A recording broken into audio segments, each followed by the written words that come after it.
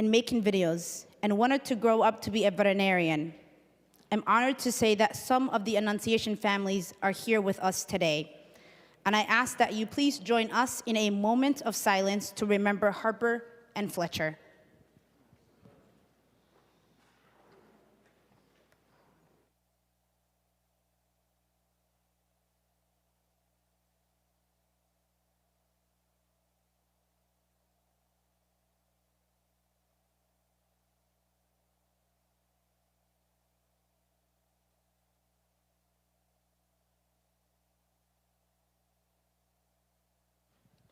Thank you.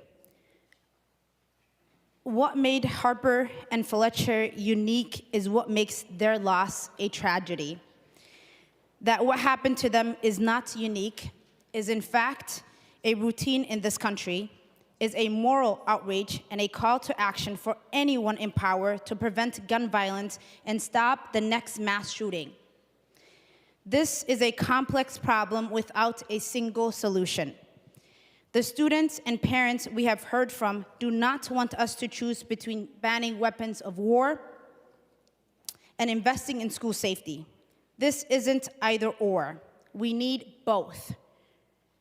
When it comes to keeping kids safe, the only responsible choice is all of the above. Bills included in the package will invest in tens of millions of dollars in safety upgrades for our schools, both public and private. Another will make a critical investment in mental health access for Minnesota children. Another will reban the binary triggers that shooters use to make standard guns twice as lethal. Another will enhance the statewide use of extreme risk protection orders to keep guns out of the hands of people who pose imminent threat to themselves or others. And this bill includes a ban on the sale of semi-automatic military-style assault weapons and high-capacity magazine, the type that were used at Annunciation and in shootings at Sandy Hook, Parkland, Uvalde, and in more than 150 shootings in the last 10 years. My generation is the first in American history where shootings became so normalized that we run active drills at schools. If we have the courage to act, future generations of Minnesotans won't have to. Annunciation principal Matt DeBoer likes to quote the African proverb, "When you pray, move your feet." I'm also reminded of the words of Pope Leo after the shooting at Annunciation, who prayed and said, "Help us to fulfill the prophecy of Isaiah, to literally break the weapons of war and build tools of peace." The key words there are help us to fulfill. Help us. We may call upon a higher power, but we have a duty to act here on earth, especially those of us in positions of power on a day like today. I want to thank the Annunciation families for being here today, for being with us through this process. It is through their strength, faith, humanity, and love for their children that got each other through impossible pain and got this historic, powerful legislation to where it is today. Thank you, Mr. President. Members, before we go forward with any discussion, I'm providing a gentle reminder for the floor as well as individuals who are in the gallery that we cannot have any disruption, whether that's applause or audible exclamations, none of that. We want to be respectful. We want to respect those who are in the gallery, but we are here for a very serious issue, and we would like to make sure that we can do it peacefully and properly. With that being said, any other discussion on Senate File Number 4067? Any discussion or any amendments? Senator Heisman. Thank you, Mr. President. Will the author yield for a question? Will you yield for a question? She will yield for a question. Senator Heisman. Thank you. I do not have the privilege of serving on the Public Safety Committee or any committees in which this bill was heard, but I had a question on line 8.12. as it regards to semi-automatic pistols, it says any feature capable of functioning as a protruding grip that can be held by the non-triggered hand. When I hold my pistol, I hold it with both hands, including my non-triggered hand. Would this make my firearm classified as a semi-automatic military-style pistol? Senator Mohammed, to the question. Sorry, Mr. Chair, another member was talking to me. Will you repeat your question? Senator Heisman. Thank you, Mr. President. And Senator Mohammed, on line 8.12, as regards to semi-automatic pistols that could be considered a semi-automatic military-style weapon under the descriptions, it says any feature capable of functioning as a protruding grip that can be held by the non-triggered hand. And I hold my pistol with both hands. Would that make my pistol a semi-automatic military-style weapon? Senator Mohammed, when you're ready. Thank you, Mr. President. Thank you, Senator Heisman. There is no protruding grip on your handgun, so that would not be included. Senator Heisman. Will she continue to yield? Will you continue to yield? Yes, and Mr. President, if you don't mind, I think there are members who want to make remarks to the other parts of the bill before we take up questions, if you don't mind, after this.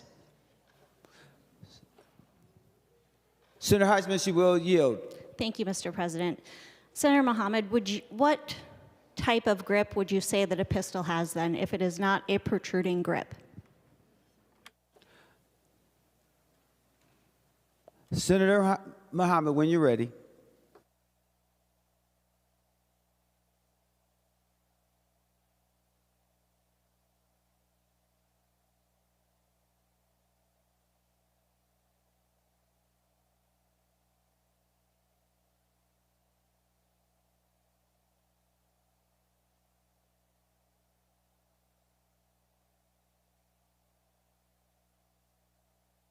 Members, thanks for your patience.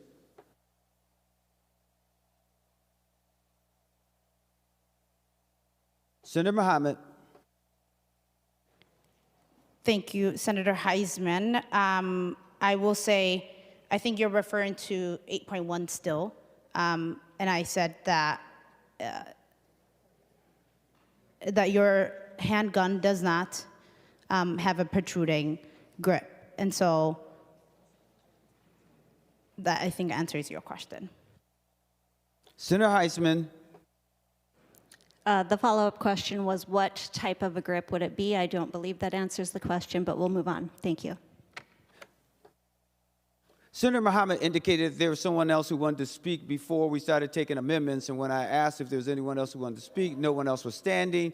Is there anyone else to speak before we continue to take amendments?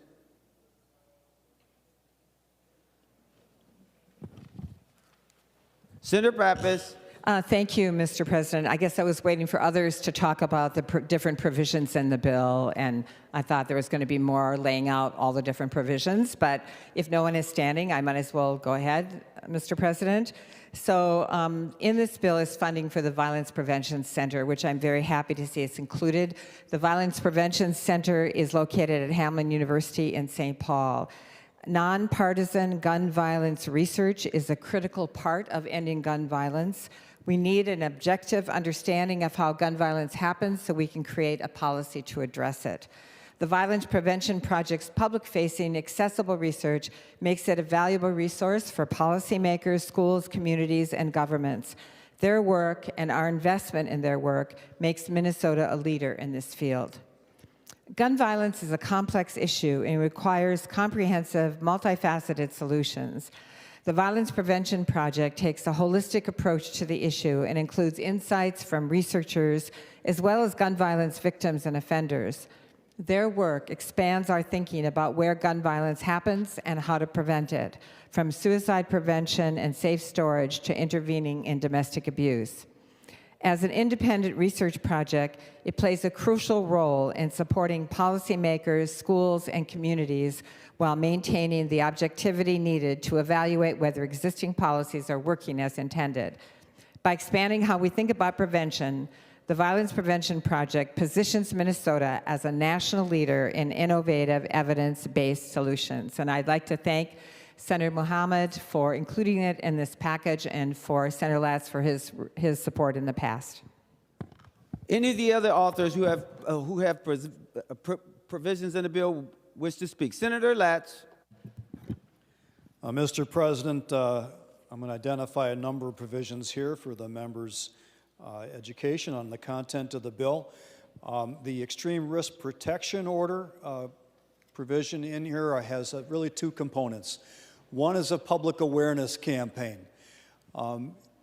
It's a highly effective tool, red flag orders. It's been used over 400 times since it became law initially and has saved a lot of lives. What we have found, however, is that not everyone who can bring a petition or is aware of a person that might need to be separated from their firearms because of a particular mental health or emotional crisis knows that this tool is available to them. So this would fund an awareness campaign to make sure that people more broadly in Minnesota are aware that if they know someone who they think needs to be protected, either from themselves or that they might be a threat to others, they become aware of that, and then they can take the appropriate steps, like contact their local law enforcement, or if they are qualified under the statute to bring a petition themselves, they could bring that petition. There's also a provision in here that reenacts the ghost gun ban. Ghost guns are firearms that have no serial number. They are often produced by 3D printers, so this, which is particularly dangerous and unfortunately becoming more and more prevalent as many of these non-serialized firearms are showing up at crime scenes now. What this bill does is it makes it a 5-year felony to own or possess, receive or sell, transfer, distribute a ghost gun. It also makes it a 5-year felony to obliterate, remove, change, or alter the unique serial number of a firearm or receive or possess such a firearm that has had the serial number removed. And it also makes it a 5-year felony to sell, distribute, or transfer, except under a federal firearms license, instructions that may be used to program a 3D printer to manufacture a ghost gun. It also contains, this bill also contains a provision relating to safe storage for prohibited people. Members, this particular provision was chief authored by Senator Limmer and co-authored by Senators Kroon and Abler. It requires that loaded firearms be stored in locations where persons prohibited from possessing firearms cannot access the firearms. Currently, youth are covered by this protection, but others in a household who are under our current laws ineligible to possess firearms, for example, those who have been convicted of felonies, those who have been convicted of domestic violence, etc., they are not covered by current law, so this would help assure us that those persons who are not eligible do not have access in their own household to these firearms. There are also some updates in here to the Extreme Risk Protection Order law.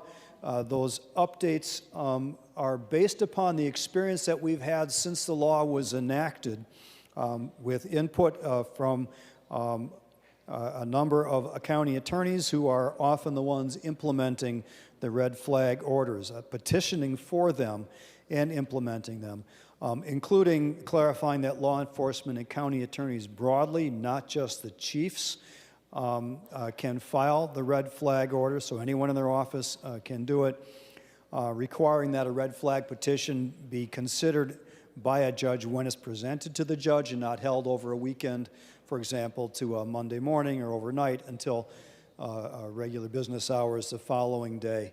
It has a number of detailed updates to the existing red flag law.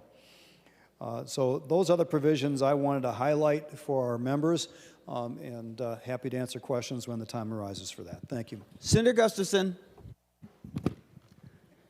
Thank you, Mr. President. Included today is the binary trigger ban, which clarifies Minnesota's definition of a trigger activator so that devices designed to dramatically increase the firing rate of a firearm are clearly covered under existing law. In February 2024, in Burnsville, Minnesota, Shannon Gooden fatally shot police officers Paul Elmstead and Matthew Rouge and a firefighter paramedic, Adam Finseth, while they were responding to a domestic violence call. Investigators later determined that Gooden fired more than 100 rounds using multiple firearms, including an AR-15 style rifle equipped with a binary trigger or similar rapid fire trigger device.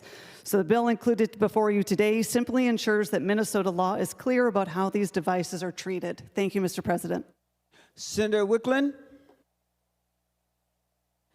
Thank you, Mr. President. I'd like to speak in support of the areas of the bill that have funding and some rate increases for mental health. Article 1 has several appropriations that relate to mental health grants. One is the school-linked behavioral health grants. This is an extremely effective way for community providers to partner with schools to deliver mental health services in schools. And we have continued to fund this program since it was put in place I believe over 10 years ago. And we would like to see an increase in funding so that we can begin to address the great need that is there. There are more needs than can be fulfilled with current grant funding, and this will help us address that.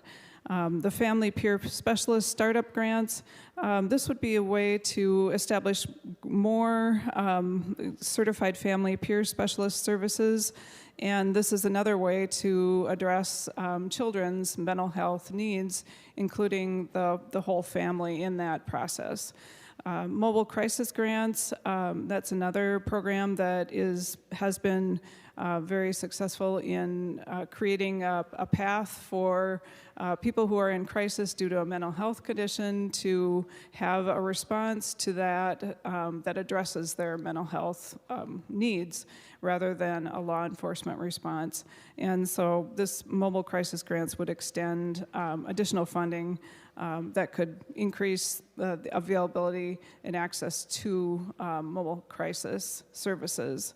And lastly, a grant program for mental health, healthcare professionals, and healthcare professionals who, in their course of their work, are dealing with the trauma that results from gun violence. This is a way to provide access to mental health care for these healthcare professionals. And then lastly, there is a provision for increasing the reimbursement rates for two mental health rate structures. One addresses psychological testing. We know today that there is a huge backlog of testing queues for children to get into providers to have assessments done so they can get access to the mental health services that they need. And this would increase the rates for those psychological testing services. And then the other rate increase has to do with a cutback that was put in place a number of years ago that today master's level providers are only able to receive a rate that is 20% less than non-master's level providers, and this would restore the rate to the same level for these master's level providers. Master's level providers are one of the key sources of access to mental health care in our state, and so this would encourage more people to be able to go into those fields and provide services to children and their families. Thank you. Senator Bowden. Thank you, Mr. President. I would like to highlight and speak in support of a provision in Article 3 relating to anonymous threat reporting systems. Members, this provision encourages school districts to adopt an anonymous threat reporting system, which is a proven system that is geared toward preventing crises and harm. If we can get resources to people before they're in crisis, hopefully we can prevent further tragedies. And so it encourages schools to adopt and implement a reporting system of their own. If they choose not to do that independently, they then are encouraged to utilize the statewide system that we currently have in place. The benefit of these systems is that it offers a mechanism for 24/7 anonymous tips to be submitted, and then resources and teams would get that information locally to be able to look into that information and hopefully prevent such tragedies into the future. Thank you, Mr. President. Senator Kunesh. Thank you, Mr. President. I would like to share with you the portion of this bill that deals with school safety aid. Those provisions are in Article 1, Sections 3 and 5. In all, this school safety aid is around $20 million, and $1 million of those go to private school grants. We moved that from being overseen by MDE to being seen by the Department of Public Safety because we felt it was DPS is better suited to provide advice to the schools on how to best utilize those dollars. We don't have any aid source in Minnesota that goes directly to our non-public schools, and so it's a good way to do this. It was really important to us that we provide this one-time aid that would not put any additional burden on the public schools, and they should not be the ones to hold accountable for ensuring that the appropriate use of those funds are being taken care of. Since this new funding is for non-public schools, we'd like them to work with public safety centers to ensure that they discuss recommendation with the experts. The $1 million, then there are school districts, charter schools, intermediates, cooperatives, and tribal schools that will receive approximately $21.82 per student, which is approximately what our non-public school students would get anyway. And they are eligible for using these dollars for safe school revenue found under Statute 126C.44, Subdivision 4. There is a list of eligible uses for school resource centers, officers and security, drug abuse prevention, crime and suicide prevention, mental health, counselors, school nurses, safety enhancement, improved student climate, and cyber security.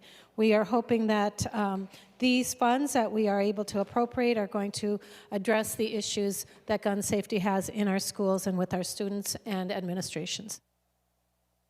Members, any other discussion for the opening comments around the bill before we go to amendments? Seeing none, any amendments on the bill? Senator Matthews. Thank you, Mr. President. I would like to offer the A50 amendment. Senator Matthews offers the A50 amendment. The Secretary will report the A50 amendment. Senator Matthews moves to amend Senate File Number 4067 as follows. Page 2, delete Subdivision 2. This is the A50 amendment. Senator Matthews, to your A50 amendment. Thank you, Mr. President. I'd like to request a roll call on the amendment. Roll call requested, roll call granted. Senator Matthews. Thank you, Mr. President.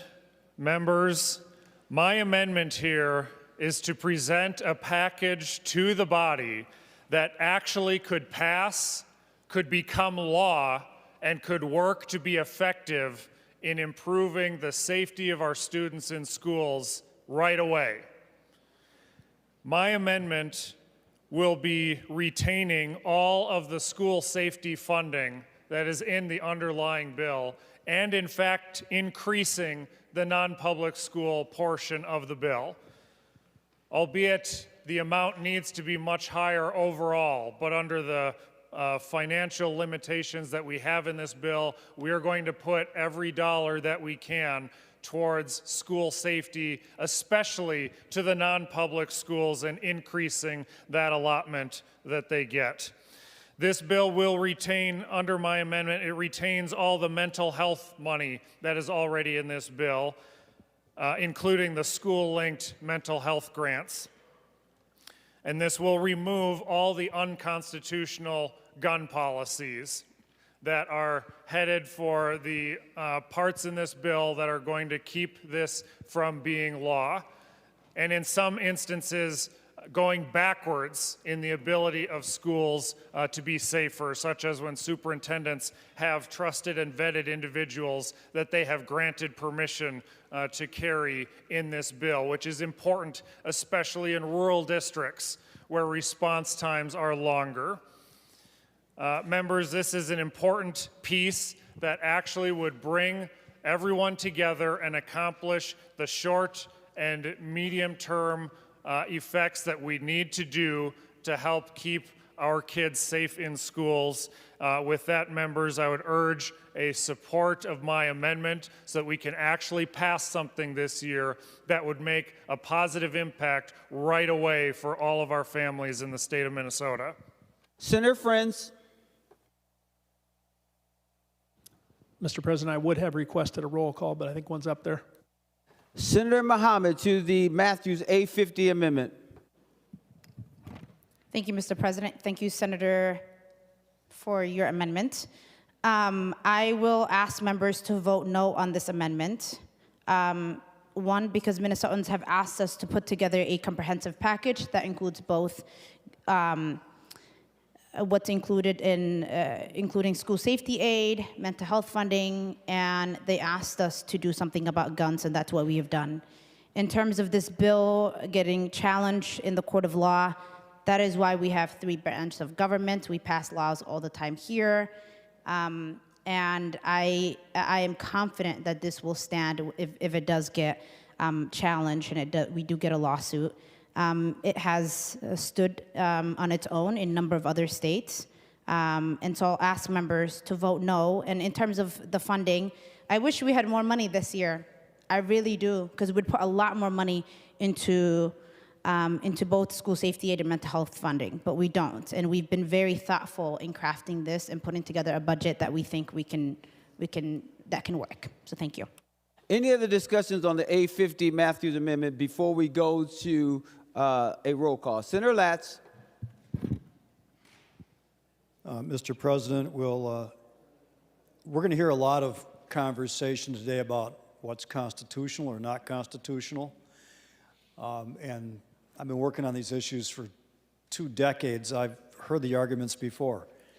Every time there's a proposal in the legislature that affects guns or might even arguably touch on the Second Amendment, the argument is it's unconstitutional because there's a Second Amendment. But I want to urge members' caution in accepting that at face value.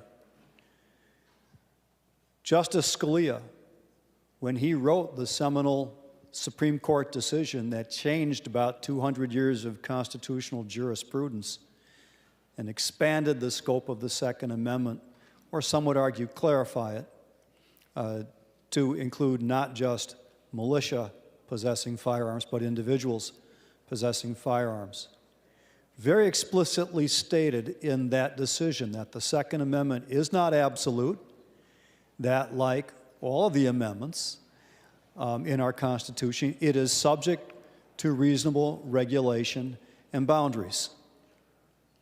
So simply a member on the floor here stating that it's unconstitutional does not make it so. As Senator Mohammed said, the courts will evaluate that if this becomes law. But there are, for example, there are 11 other states that have some of these provisions, and they have stood the test of constitutional challenge so far. So that's my word of caution. And one thing Senator Matthews did not do was explain exactly what the amendment does other than increase funding for the school safety portion. So, Mr. President, I'd like to know if Senator Matthews will yield to a question. Senator Matthews, will you yield? He will yield. Senator Latz. Senator Matthews, would you please walk us line by line through your amendment and identify the policy provisions that your amendment proposes to delete from the underlying bill? Senator Matthews, to the question. Thank you, Mr. President, and thank you, Senator Latz. It's deleting much of the articles with the policy provisions that are in, I believe, Article 2 and in Article 3. It is keeping in the anonymous threat reporting, but I can definitely go through many of the bans and prohibitions that are in the underlying bill are being removed, including starting in Article 2 on page 6. That is being removed, as well as turn over to page 18. We're picking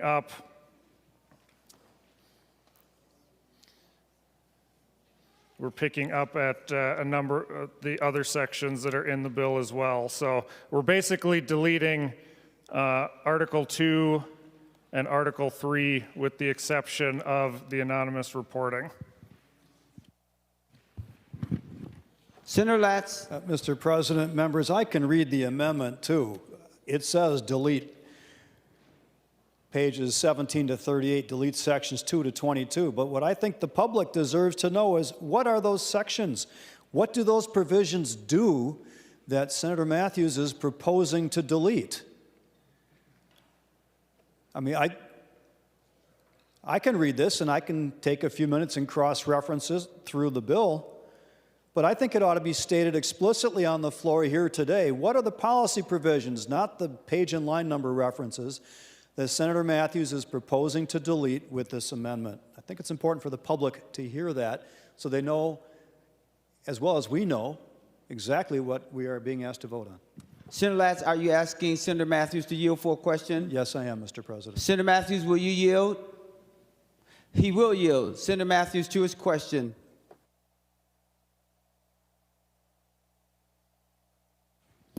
Mr. President, members, Senator Latz, you can read through the section of the bill. We're deleting many of the sections that are in here other than the anonymous threat reporting, including the semi-automatic bans, including the serial number portion, including the assembly and manufacture of firearm portion, the serialization of firearms, many of the sections through the extreme risk protection advancements that are in this bill, all of that, except for the anonymous threat reporting and the mental health funding and the school-linked grants I'm retaining in my amendment.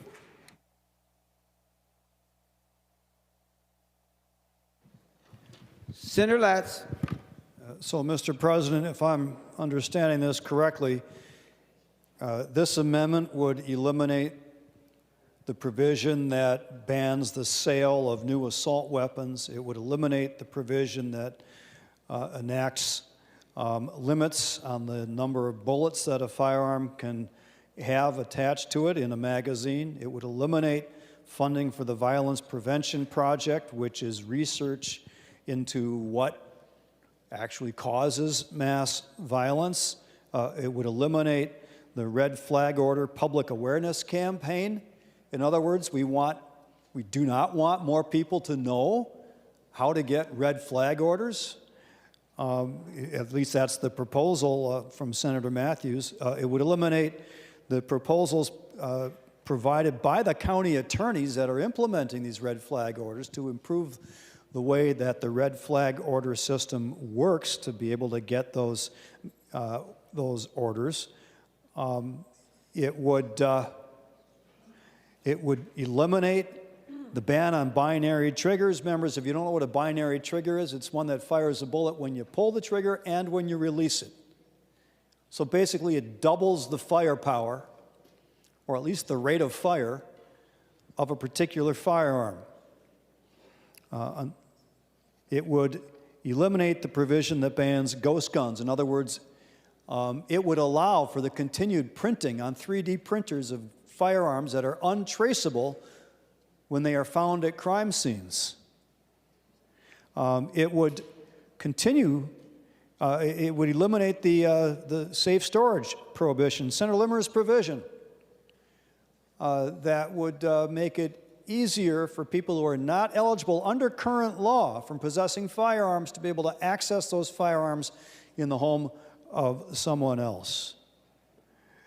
It looks like it would eliminate the accidental discharge reporting, which, as I recall, I think that was a Senator Howe provision originally. I'm assuming that's also being deleted here. I haven't had a chance to cross-reference every line here. And I would assume also it's deleting the provision that modifies when firearms are permitted on school property, which I suspect expands the ability to have firearms on school property. So, would Senator Matthews yield to another question? Senator Matthews, will you yield for another question? He will yield for another question. Senator Latz. Mr. President, Senator Matthews, did I miss any other policy provisions in there that are being banned? Senator Matthews to the question. Mr. President and Senator Latz, I'm standing by my answer with the question on here of what my amendment is seeking to do and what it's keeping in this bill. Senator Latz. Mr. President, I'm a bit disappointed that we are, in my interpretation, not getting a really clear answer to the question, which is why I had to go through it myself. I think it's important for the public that are watching this and for the members who will be voting on this to know exactly what this vote will do. It will gut the bill. It will absolutely gut the bill. It is an amendment that proposes to unwind the balance that's in this bill, the comprehensive nature of what's in this bill. And ironically, with regard to the red flag provisions, we heard so much from those who proclaim that they are protecting the Second Amendment that it's the people, not the guns. And while I disagree, it's the guns too. But the red flag provisions specifically address the people part of this equation, as do some of the other provisions that are in here. So it doesn't even seem to be a consistent principle being applied to this debate right now. Members, this is an amendment that ought to be defeated. Any other discussion before we vote on the Matthews amendment? We'll let Senator Matthews have the last word before we vote. Who? Senator Swazinski, you got to stand sometime, my good friend, because you got lost there. Senator Swazinski. Here's who I need to remind you I was standing. Thank you, Mr. President. Words. People are up in the gallery today asking us to do something beyond words. And I'm listening to my colleague, Senator Latz, be so articulate and so wise and so knowledgeable on all things legal-esque. But I rise in opposition to the amendment because the part of the bill that I am most proud of, which I'll talk later about, will try to keep guns out of our schools. And right now, principals can decide who can and can't have guns in our schools. And students and staff can leave guns on the car seat, literally, of their car, not in the trunk locked up under safe storage. And the portion of the bill that I authored came from a student in one of your high schools. And the amendment currently up right now, the Senator Matthews amendment, would rid those two provisions of this bill. So I rise in opposition to the amendment. Thank you, Mr. President. Senator Matthews, you have the last word on the 850 amendment, then we'll vote. Thank you, Mr. President. Again, I emphasize the key in this amendment is to increase the funding to our schools for school safety, and especially doubling the amount that's going to non-public schools that are in this bill. This is what has the best chance of passing this year. I'd urge members to support my amendment. The Secretary will take the roll on the A50 amendment.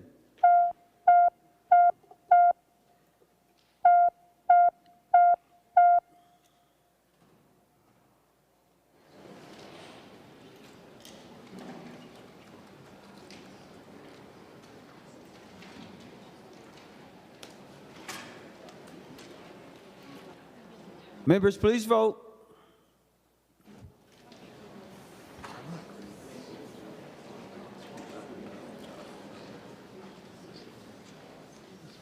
Senator Hurd, for those voting pursuant to Rule 40.7. Mr. President, Senator Carlson votes no. Senator Carlson votes no. Senator Fateh votes no. Senator Fateh votes no. Thank you, Mr. President. Senator Jasinski, for those voting pursuant to Rule 40.7. Thank you, Mr. President. Senator Pratt votes aye. Senator Pratt votes aye. Senator Rasmussen votes aye. Senator Rasmussen votes aye. Thank you, Mr. President. Senator Weber votes aye. And Senator Weber votes aye.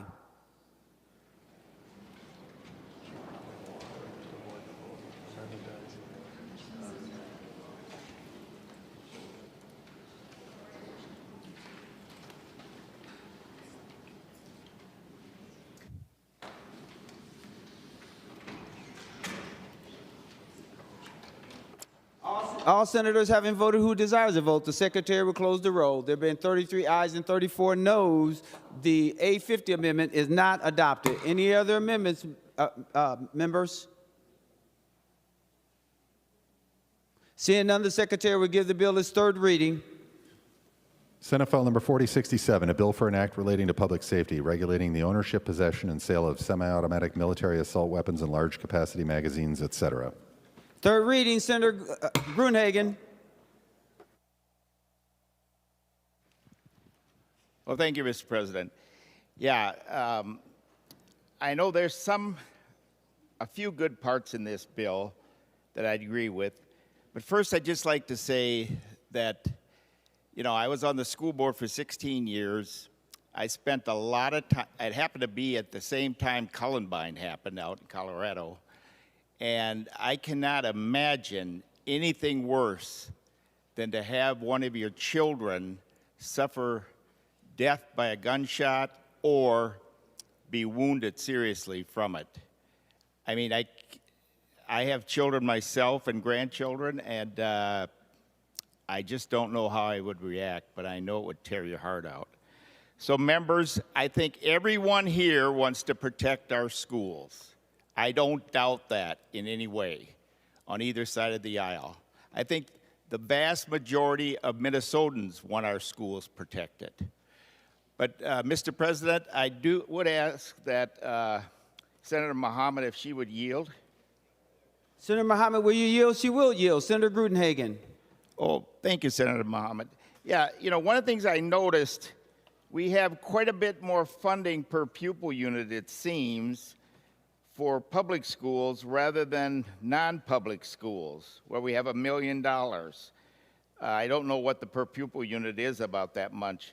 Can you just address why the funding was split the way it was as far as public versus non-public? Senator Mohammed, to the question. Thank you, Mr. President. Thank you, Senator Gruen. I will let Chair Kunish speak to this. She's the original author of the bill. I will also name that there are well over 800,000 students in our public schools and 80,000 students in our private schools. So per pupil for each school, it would be about the same amount of money for each school. Even in public, it would be about $1 million a year. But I'll let Senator Kunish speak to that. Senator Gruenhagen, you have the floor, so I have to make sure that you're okay with someone else speaking. Are you okay with Senator? Yes, I'm fine with that. Okay, Senator Kunish. Thank you, Mr. President, and thank you, Senator Mohammed. Yes, as Senator Mohammed mentioned, the disproportionate amount of public school students compared to our non-public schools are quite significant.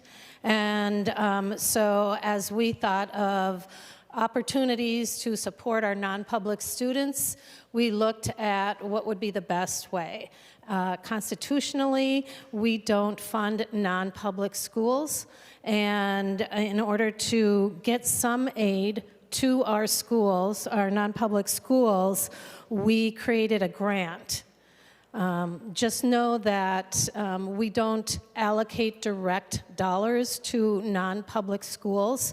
So for that reason, we created the grant that would compensate, that would allow for those schools to receive the funding for school safety.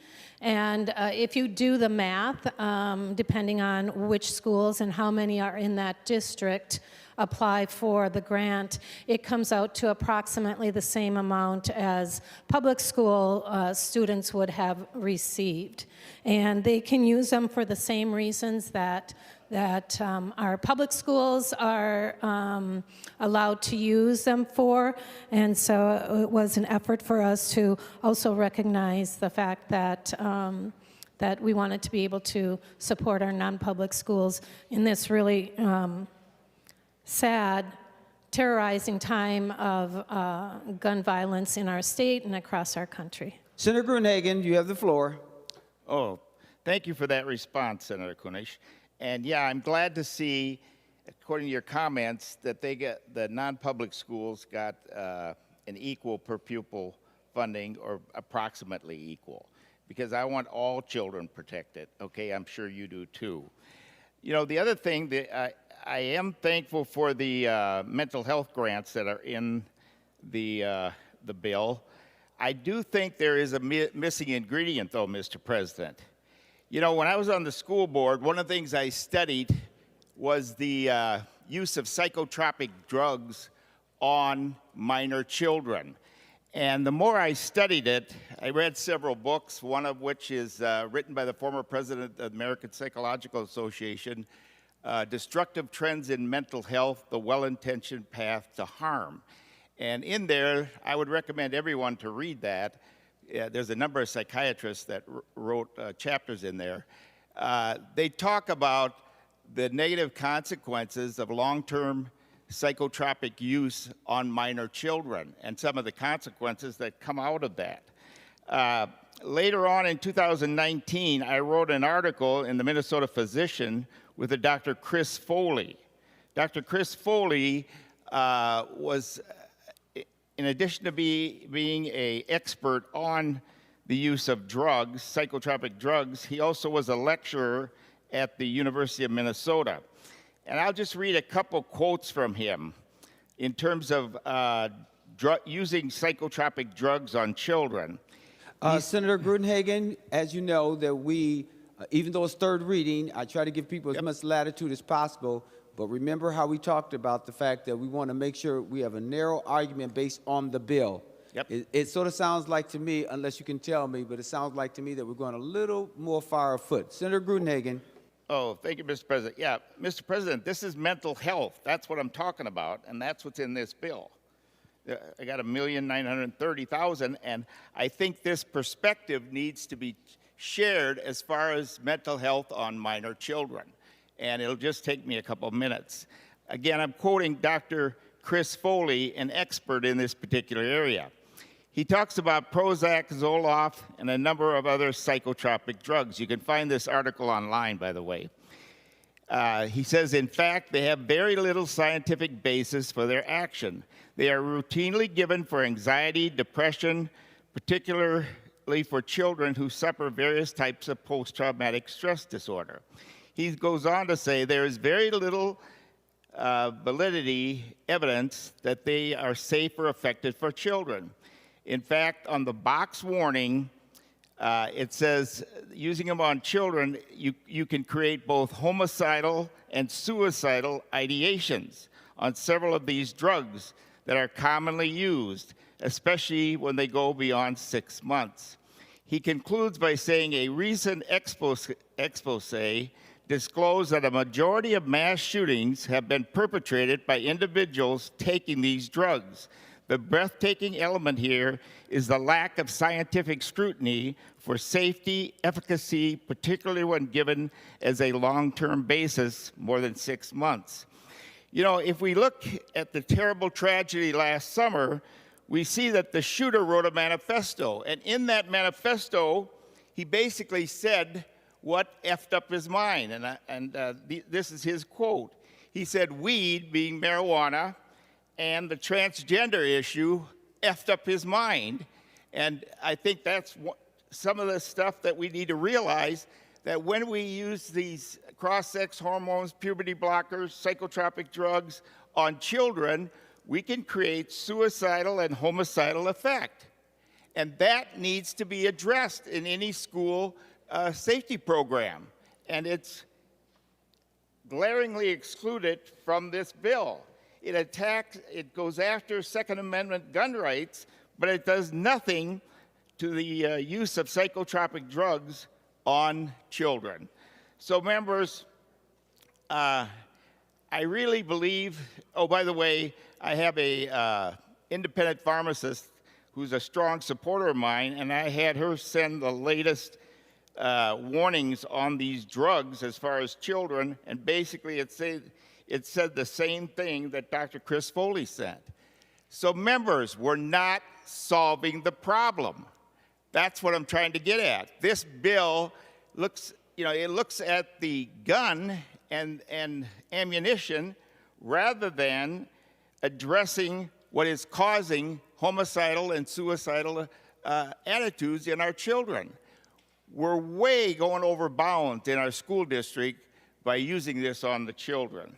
So members, with that, at this point, I'm going to be a no on the bill. I would sincerely appreciate if the author addressed this particular area, which is, I believe, the root cause of a lot of the mass shootings and violence that we've seen, especially the transgender issue, which across this nation has become a very concerning procedure on children, minor children.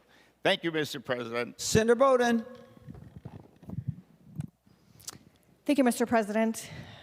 I want to also thank the good senator from Minneapolis, for the author of this bill, for all of the work that she has done over many months to get us to this point and to put together this comprehensive bill, which takes into account all of the ways that we need to come at this issue.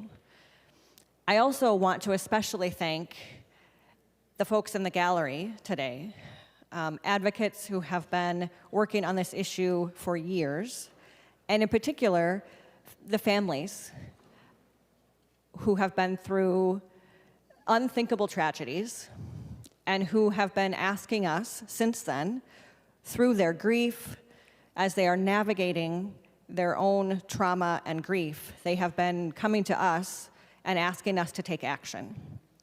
They have done that through letters and emails and meetings with most, if not all of us, through events in the Capitol. I think back to a few weeks ago when we had many of the kids from the Annunciation School and Church who were here singing in the rotunda. And one of the songs that really got to me was about being brave.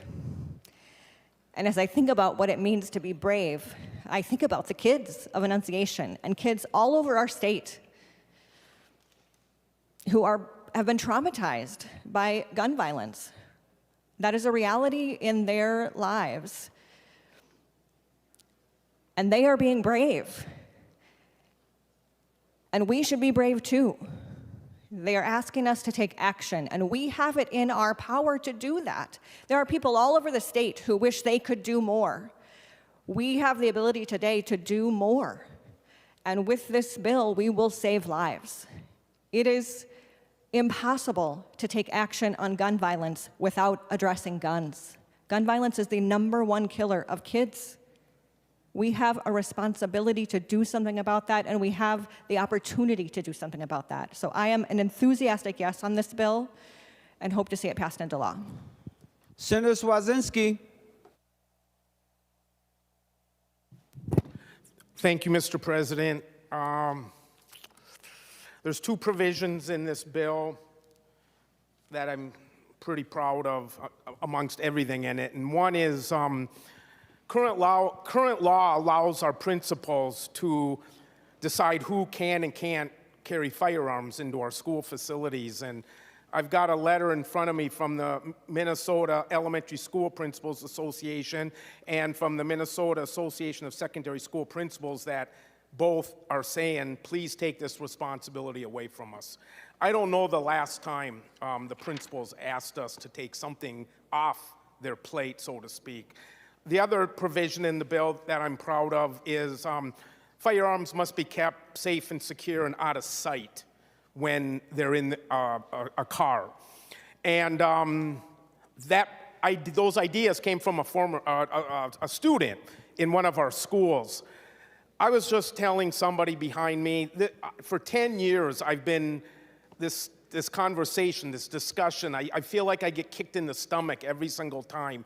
You know, Ronald Reagan talked about mourning in America, and I think for decades now, how can we have mourning in America when almost weekly we're mourning in America over another child being taken senselessly in firearms and gun violence? As many of you already know and have already said on the floor, the number one cause of death.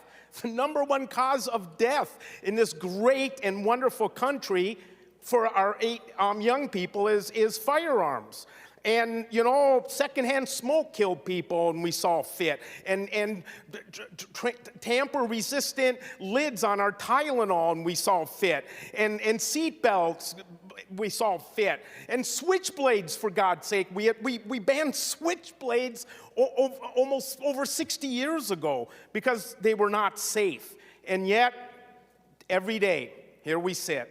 Once a year, I feel like I give this speech on the floor. But one thing I've never shared with you is about 6 years ago, right where that cameraman is, a former student was standing up there. And he was trying to get my attention, and finally he got it, and I look up at him and I wave, and he waves back, and he meets me out this door after we adjourned. And we chatted briefly, and we said, we had both agreed, let's have coffee someday. Let's get together. And one day, sitting in this very chamber, I got a text from a colleague of mine that said he bought a gun and he took his life. And I don't remember which text, if it was before or after that text, but on that very same day, I got a text telling us there was another mass shooting today in a place I'd never heard of called Parkland. In one day, I saw firsthand the firearm damage being done to our youth. Again, we should be coming home from war and battle with post-traumatic stress and not coming home from school with post-traumatic stress. Our children shouldn't have that easy access to firearms so that when they're having a bad day, whatever that might be from, that they can make that instantaneous decision to end this wonderful experience we all call life. FDR, in the 1930s, at the height of all the hellacious things happening on the planet Earth and all the isms that were driving us all down, he said that the purpose of democracy, or republic, whatever you want to call us, was to guarantee 4 basic freedoms. And among those freedoms were freedom of speech, and freedom of worship, and freedom from want, and lastly, freedom from fear. Freedom from fear. Our kids are hurting. And I don't want this session to end where when we go door knocking and our constituents look up at us and go, hey, what did you do this year to keep my son safe at school? Or what did you do this year to keep my cousin safe from his suicidal ideations? I don't want to have to look at them in the eyes and go, we tried, we just couldn't do it. Our kids are losing confidence in us. They're in disbelief. They're discontented. They're in doubt over us not being able to do anything. For too many of us, our young children, this thing I used to love teaching, the American dream. The American dream. This is an amazing country where we get to dream about our future. For far too many of our young people, the American dream has become a national nightmare. I don't know what you think, how this is going to play out during this semi-quincentennial. 250 years from now, will they look at this period as a period where we all got together and we were awakened by an issue that we could all be bipartisan and sit on the same side of the fence and all agree that our children's lives are precious? Or will 250 years from now, they'll look at this period and just go, it was a time of discontent. It was one of those times that try men's souls. I don't know. All I know is I hope this session we finally do one thing, so that when we go door knocking and that constituent looks at us and says, what'd you do this session? And hopefully we'll be able to answer, we did this. Thank you, Mr. President. Members, just as a gentle reminder, we now still have 15 people on the list. I am now going to Senator Clark. Thank you, Mr. President. This comprehensive plan makes Minnesota safer. This work, led by the good senator from Minneapolis, helps protect our schools, our parks, and our streets. And much too often we've seen the harms of us doing nothing. We all know and can remember and have seen the images that haunt us. For me, it's the picture of the mom sprinting down the street with her shoes in her hands as she sprints towards Annunciation that sticks in my mind and haunts me. I'd like to say I could never imagine this happening to me, but I know that each of us can, and I know that I can. But I'm proud of this bill. I'm proud that this bill, this comprehensive bill, makes Minnesota streets safer, makes Minnesota safer. To the families, thank you for being here, and I'm so sorry that you have to be here. Society and government failed you, but today we take a step with this comprehensive bill to make Minnesota safer. Thank you, Mr. President. Senator Dibble. Thank you, Mr. President and members. I rise today with a heavy heart, but a clear sense of purpose.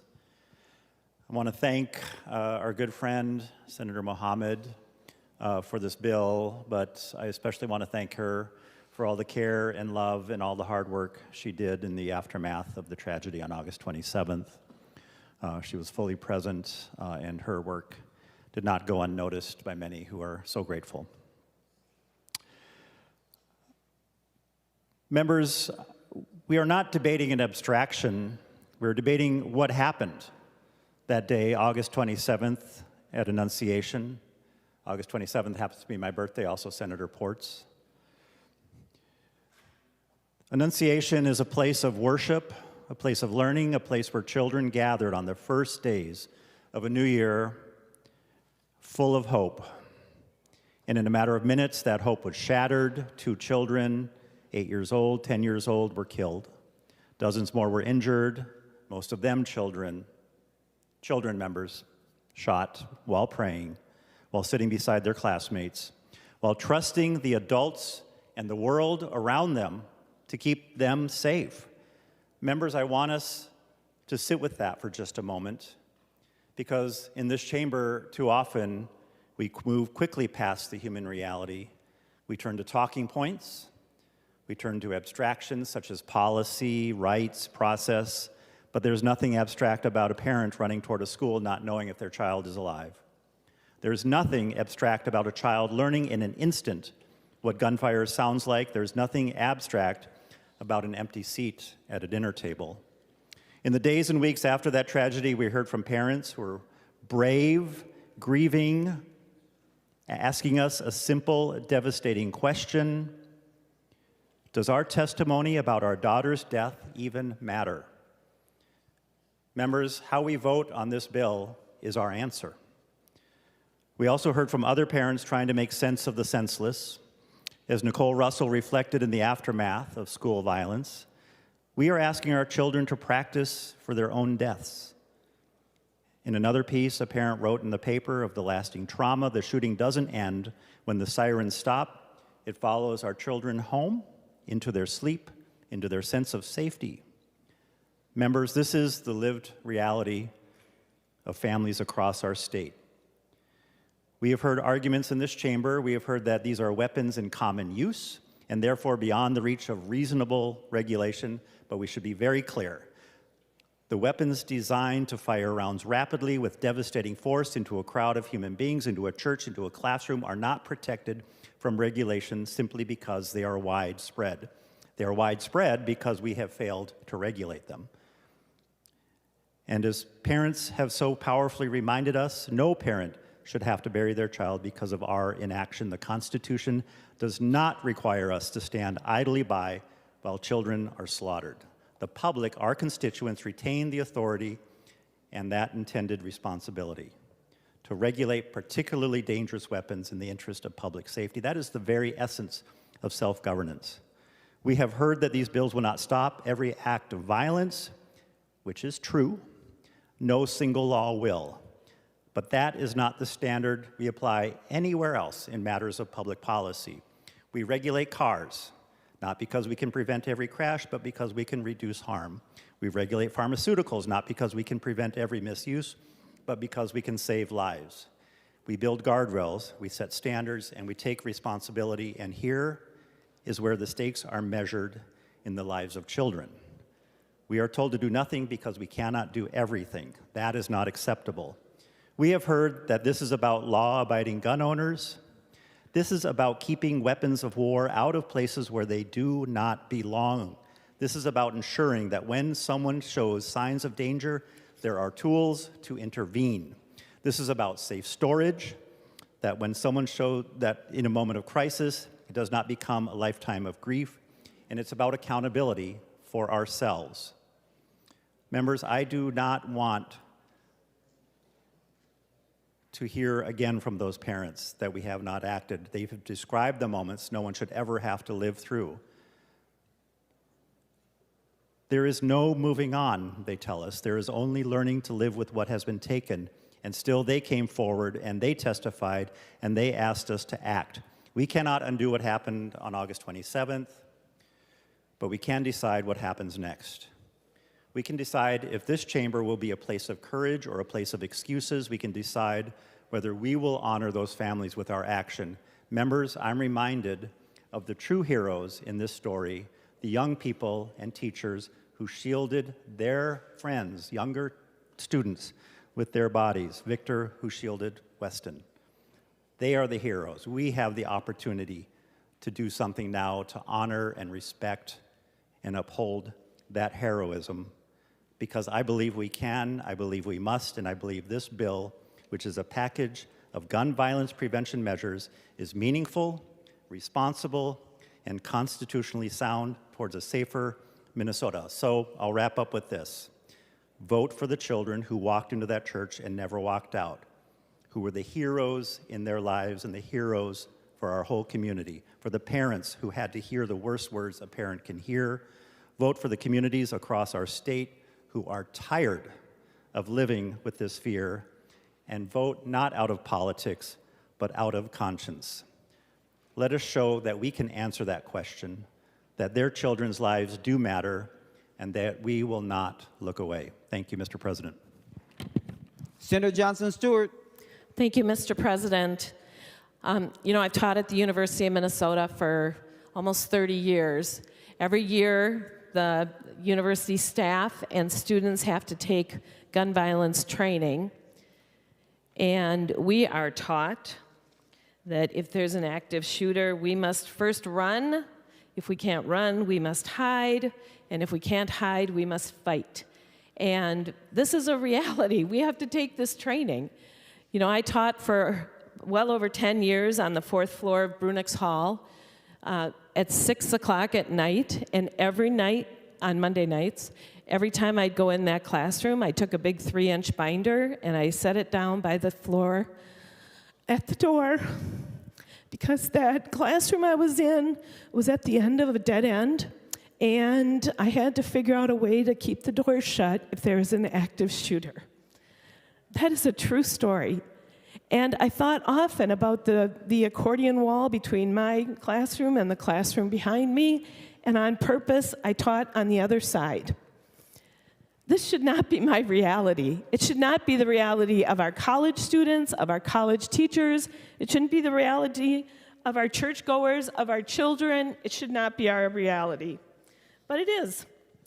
So today, we have a chance to do something in Minnesota, and I'm happy to support this bill. You know, we have invited the Annunciation parents to our church twice to talk about their experiences and how the shooting in August impacted their faith and their families.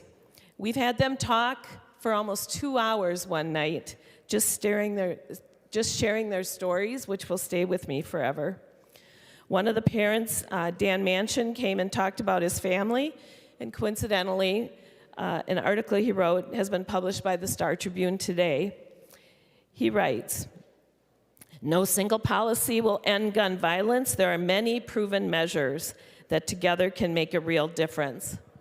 You know, he also notes that preventing gun violence requires a layered approach. Things like anonymous reporting systems and social media monitoring and red flag laws. You know, I believe that this bill, and I thank my colleague, Senator Mohammed, and others for putting together one that provides a variety of measures that will make a difference in reducing gun violence.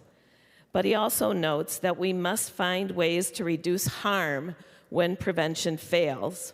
He writes, and I agree, limiting high-capacity magazines can slow shooters down, creating critical moments for people to escape and for law enforcement to respond. Restricting access to assault-style weapons, which are designed for rapid, high-volume fire, can further reduce the scale and damage and loss of life when these shootings occur. The Annunciation shooter shot 116 bullets, 116 bullets in less than 2 minutes. That's almost once a second, and it's altogether too much by any standard. Weapons designed for rapid, high-volume fire have one purpose: to kill as many people as quickly and as effectively as possible. This comprehensive ban addresses these weapons to remove them from our communities. This bill also wisely expands access to mental health care across our state. It provides early intervention strategies and crisis response systems. I'm proud to have voted for mental health aspects many times in my service here, and it's part of the answer to a holistic approach to reducing gun violence. I am proud to vote yes on this bill today, and I'm proud to stand with Annunciation parents and all people who have been touched by gun violence. Members, please vote yes. Senator Klein. Well, thank you, Mr. President. And I want to honor the people who are with us, as others have in the gallery today, those watching on television, and to acknowledge the year that Minnesota has been through and Minnesotans have endured. Unthinkable had we described it a year ago. This compilation, Mr. President, is the most significant and moving document that I've ever had on my Senate desk. And each page of it compels us to action. But members, we don't even need to look to the galleries or to the people across our state for the human experience of what this issue, gun violence, has meant. We have with us in our chamber a friend, Senator John Hoffman, who can speak to what this means, his wife Yvette, his daughter Hope, and the work we do today honors them and their experience and works to ensure it will not happen to another one of our dear friends. These human stories are a grim reflection of the cruel statistic that gun violence is still the #1 killer of children in our nation. I've worked for 35 years in hospital medicine. I am an internal medicine physician, but we have on our desks a letter from my good friends and colleagues from Hennepin County Medical Center who are more close to the front lines of this than I am. And they tell us through lived experience we can definitively say that injuries from these weapons are more severe than other types of firearms. These weapons, by design, destroy body tissue beyond recognition. The pain and trauma these weapons devastate not only victims and their communities, but also the first responders and healthcare teams who work to save their lives, and when that work is unsuccessful, sit with the families as they grieve. We do this for our healthcare friends across the state of Minnesota. Mr. President, I want to call out one good friend of mine among the heroic advocates that are with us today and have worked this issue for the years that I've been here. I have a good friend, Michael Orange, a veteran of the Vietnam War. As a young man, he spent a year in Vietnam as a Marine, and his wife, Cynthia Orange. And he has transformed that trauma, that lifelong trauma of experience that he had in the Vietnam War, into advocacy for this legislation that is before us today. He has done it with heart, he has done it with hope, and he has done it with faith. I honor that faith today. This bill, compiled by Senator Zainab Mohammed, provides solutions that deal with prevention, safe storage, intervention, reporting, harm reduction. I honor that work, and I urge a yes vote. Senator Latz.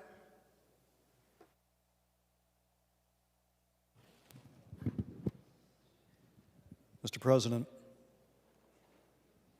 Red Lake, Rocori High School, Annunciation, Minnesota mass shootings in our schools. Here we go again. We're back trying to pass public policy to prevent these tragedies, or at least to reduce the fatalities that result when firearms are used. And so often we are told, now's not the time to act because emotions are too high. That's what we hear in the immediate aftermath. And then when emotions supposedly calm down a bit, we've got a chance to have some rational thought, to come up with ideas, to put pen to paper, make a list of ways we can respond. Then we're told, no, we really don't need to do that. Senator Mohammed and I convened a working group last September in response to the Annunciation shooting on the heels of the legislative shootings in June. We were told then those who opposed these changes didn't have time to consider what steps to take. I don't know, it took me all of 5 minutes to sit down and write out a list of steps that we could take. So it really wasn't about whether or not there was sufficient time. And we get here today now.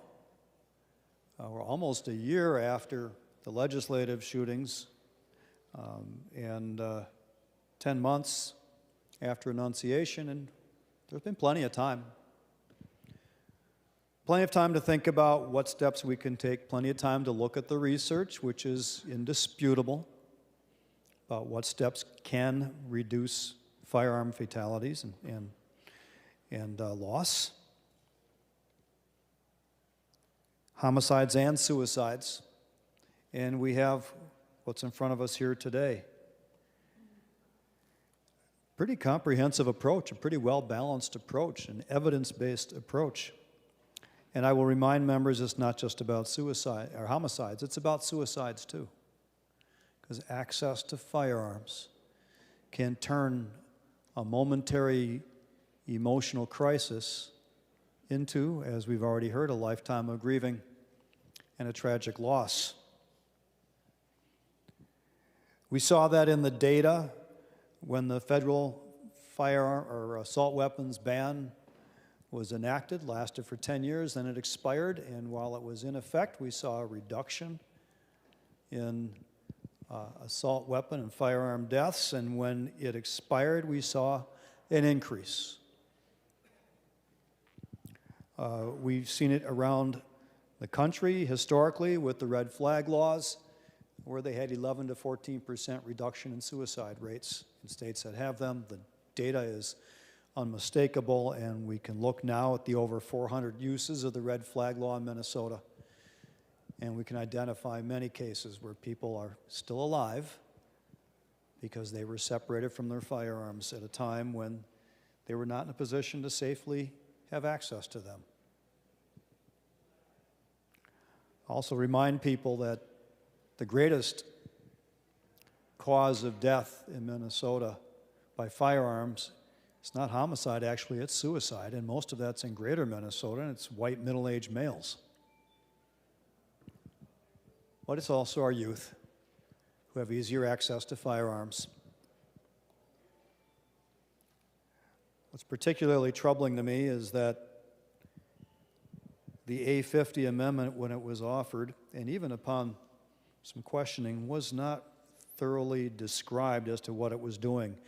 The attempt was to bring it back to focusing on safety in the schools, but most of the provisions in the A50 amendment were deleting this and deleting that. So I'm just going to remind members, those who voted for the A50 amendment, you voted to keep firearms more easily accessible to convicted violent felonies living with an eligible person. You voted to allow more 3D printing of untraceable guns. You voted to allow the doubling of the rate of fire for binary triggers.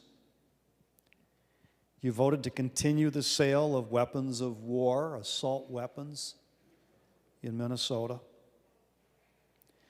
You voted to allow unlimited bullet capacity for firearms, increasing the ability to kill more people more quickly, rather than at least interrupting the carnage for a moment to reload when perhaps that carnage can be stopped.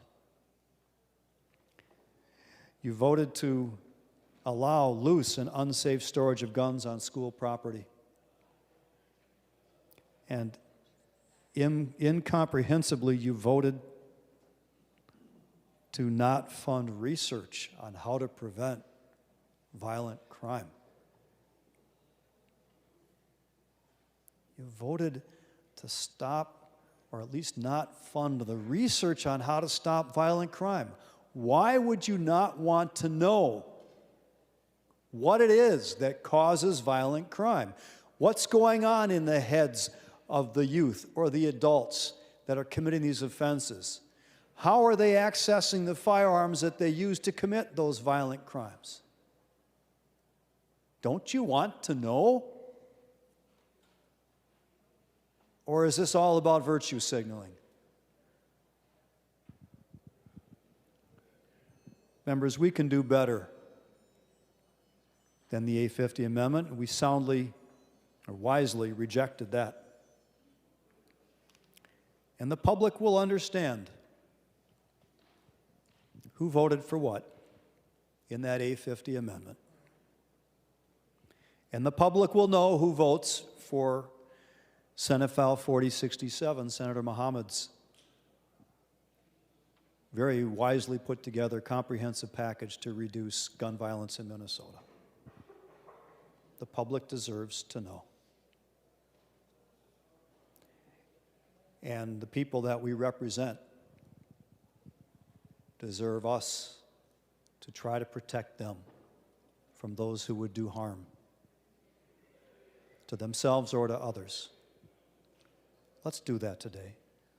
Let's stand up, find the internal courage, personal or political courage, to do the right thing here today and vote green on this bill. Senator Marty. Thank you, Mr. President. This is long overdue, not just for Harper and Fletcher's families, but for so many other families year after year, week after week, day after day, who are dying by unnecessary gun violence. Some of us have been working for many years trying to ban the sale of assault weapons, large capacity magazines, other safety measures. Senator Mohammed has a package put together not just addressing some of those important safety measures, but also addressing mental health and other concerns.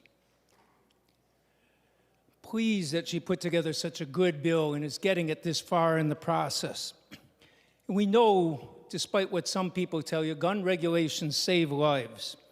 No state in this country has what we might call strict gun laws, but the states that have stronger gun regulations have a death rate from gun deaths less than half, significantly less than half the states that have no gun laws, even though the states with no gun laws are the small rural states with low populations, and the ones that have the stronger gun laws have the big, dangerous cities in them. The death toll, because of some of the simple gun regulations that some states have, reduces the death toll from all gun deaths by more than half, easily more than half. And this is long overdue. The day after the Annunciation shootings in Minneapolis City Hall, there was a news conference to address this. Standing on the stairwell there was a woman holding a sign that said, "Our kids need to hide behind their desks because our politicians are hiding behind theirs." It's finally time for the Minnesota Senate to go on record and take these weapons of war from our schools, our communities, our streets, and help make us a safer society. This bill won't solve everything, but it will reduce gun violence. It will reduce the number of families who are grieving their lost loved ones. Thank you for your support for the bill. Senator Umu Verbatim. Thank you, Mr. President. As we've heard from many folks today, gun violence is the leading cause of death for children and teens in the United States. And I want to make sure we talk about the racial disparities here because they are also very stark. The BCA showed us that in the years 2021 through 2023, around 44% of the state's gun violence victims were Black. And while Black people make up only 7.6% of the state's population, we are overrepresented in those deaths. And in 2023, roughly 79% of Minneapolis shooting victims were Black. That percentage was even higher at 89% for juvenile shooting victims. Our kids are dying. Today, we have an opportunity to take action to stop that. And we have this really comprehensive package before us. We are keeping dangerous weapons off the streets. We're investing in mental health, intervention, prevention, protecting schools, protecting public spaces, enhancing safety laws, and responsible ownership. And Senator Mohammed said this so beautifully in the beginning. We don't have to make a choice. We can do both. We can vote for all of the above. You know, as I'm voting today, this takes me back to the day of the Annunciation shooting. And that was just 2 weeks after I gave birth to my son, Leo. And I think, like so many parents, I felt this shock and sadness and anger. I was, freshly postpartum, so I think already just feeling really sad. And just remember kind of hugging and crying and holding my son. And I couldn't stop thinking about Jackie Flavin and Mike Moisky, Molly and Jesse Merkel, and what they were going through as parents. It's unspeakable. And we can prevent that.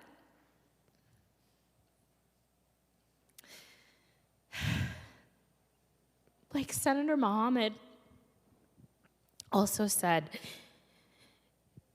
we're part of this generation that had to worry about mass school shootings. We had to do the drills in school. We grew up through Columbine, through Sandy Hook, through Parkland, through Uvalde. And in that moment, I remember thinking, I've been dealing with this my whole life, seeing this as a child, as a student, and now I'm a parent. And I still have those same worries for my son.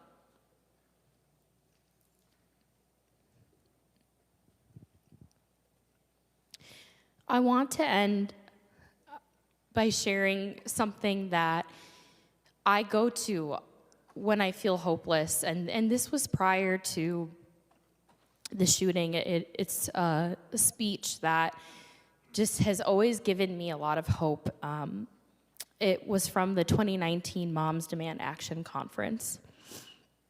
And Brenda Moss, who is a survivor and a fierce advocate for gun violence prevention, she got up to speak. This was just after they had learned about the El Paso shooting. And she said, "Am I mad? Yes. Will I cry?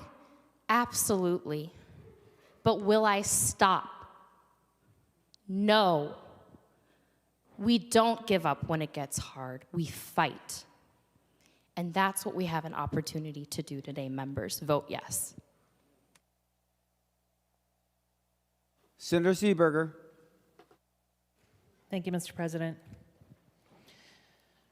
I want to thank the bill author for all her work on this issue and her willingness to listen to my concerns, to ideas of others, and to constantly work to make this bill better.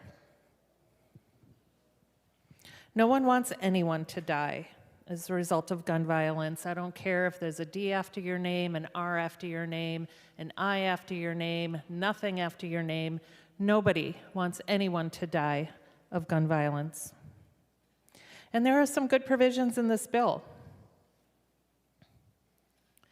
We have grants for mental health appropriation. We have school safety aid. We have the anonymous reporting system requirement. We have violence prevention research. We have a reenactment of the binary trigger ban. We have reporting requiring on accidental discharges of firearms by peace officers. There's a lot of good stuff in this bill. The troubling part is the firearm ban. Half of the members of this chamber believe deeply that a ban on these types of firearms is needed to save lives. Half of the members of this chamber believes deeply that this kind of a ban will not protect anyone. This fundamental disagreement on how we save lives represents the divide on this issue, not only in my district, but throughout the state of Minnesota. Nobody in the state of Minnesota, nobody in my district, nobody in this chamber wants to see another innocent life lost because a firearm got in the wrong hands of the wrong person. Where we disagree is on how we do that. Mr. President, I will be a yes on this bill because we need to do something, but I am disappointed that this has become a partisan issue used by both sides to advance their aims in an election year. I spent the interim, Mr. President, meeting with folks to learn more about what we can do to solve the problem of keeping the guns out of the hands of the wrong people. I met with gun owners. I met with firearm dealers. I met with gun rights advocates. I met with gun violence prevention advocates. I met with constituents. I met with public safety officials. I met with other legislators in both bodies and on both sides of the aisle.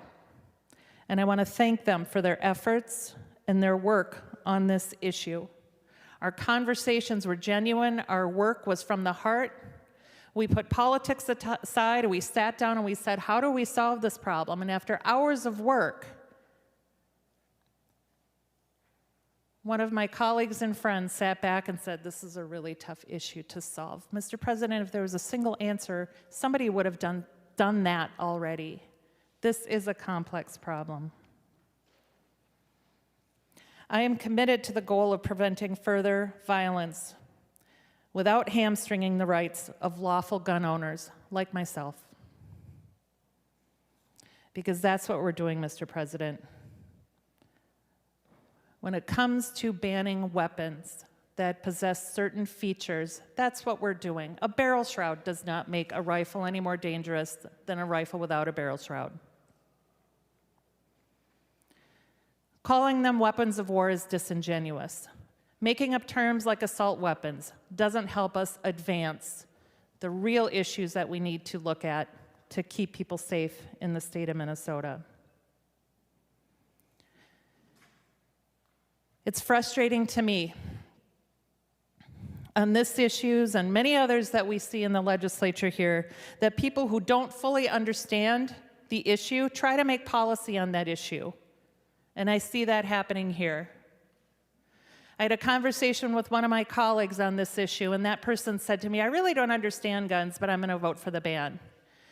And I said, how can you do that if you don't understand the issue? It's troubling to me that people don't take the time to understand an issue, particularly an issue as important as this one, before submitting their vote on the issue. I remain committed to engage on this issue, to continue to talk to all stakeholders, to bridge the partisan divide, and to develop a workable solution. Mr. President, I'll be a yes on this bill because it contains many good provisions and we must do something.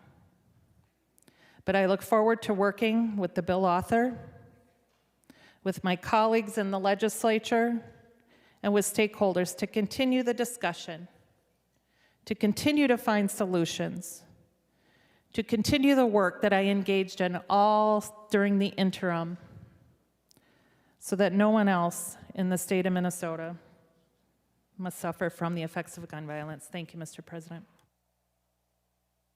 Senator Hochschild. Thank you, Mr. President.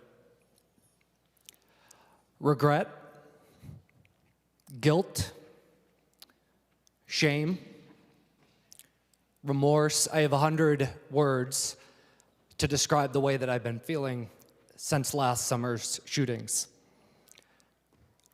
You see, I grew up around guns.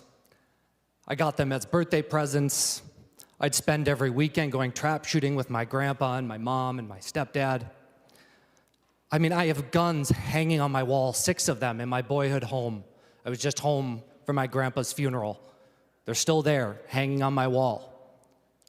I used to go hunting with my family. I cherish those memories with them.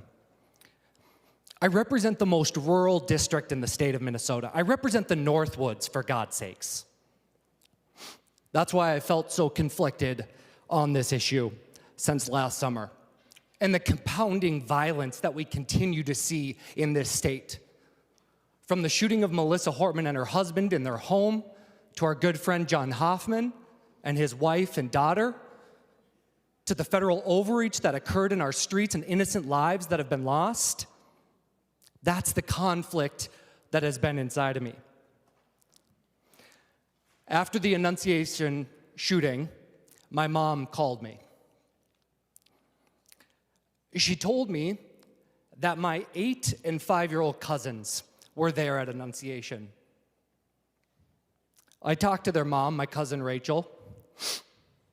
She told me the story about how her son apologized to her for tripping while running down the stairs so as not to get shot.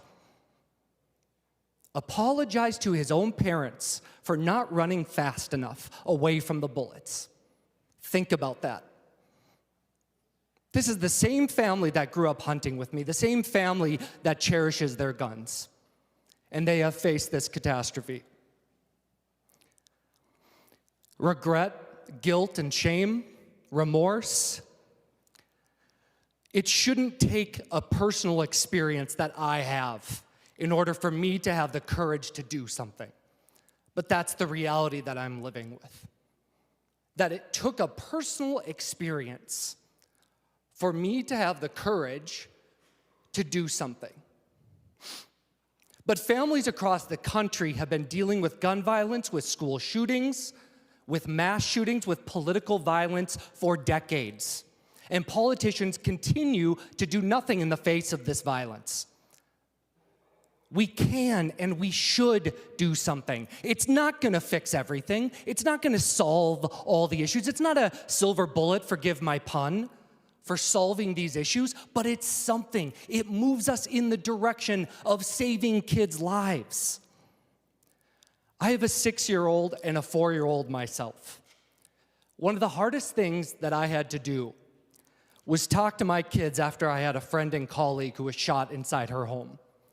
After I had a friend who survived a shooting inside his home because he saw the news, he saw my wife and I's reaction. We had to tell him, right? But how do you have that conversation with a 5-year-old who sees guns on TV and in video games and sees that they're kind of fun, who knows that I have guns in Grandpa and Grandma's home that are hanging on the wall?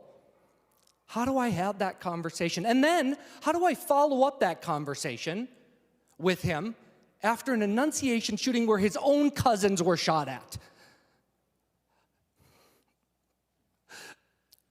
How do you have that conversation with your kid?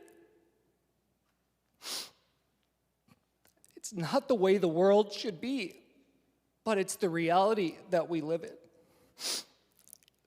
And I refuse to have another conversation with my kids if I don't do something more.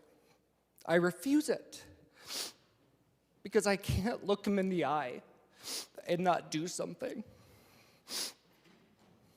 Look, I said it before, but I represent the most rural district in the state.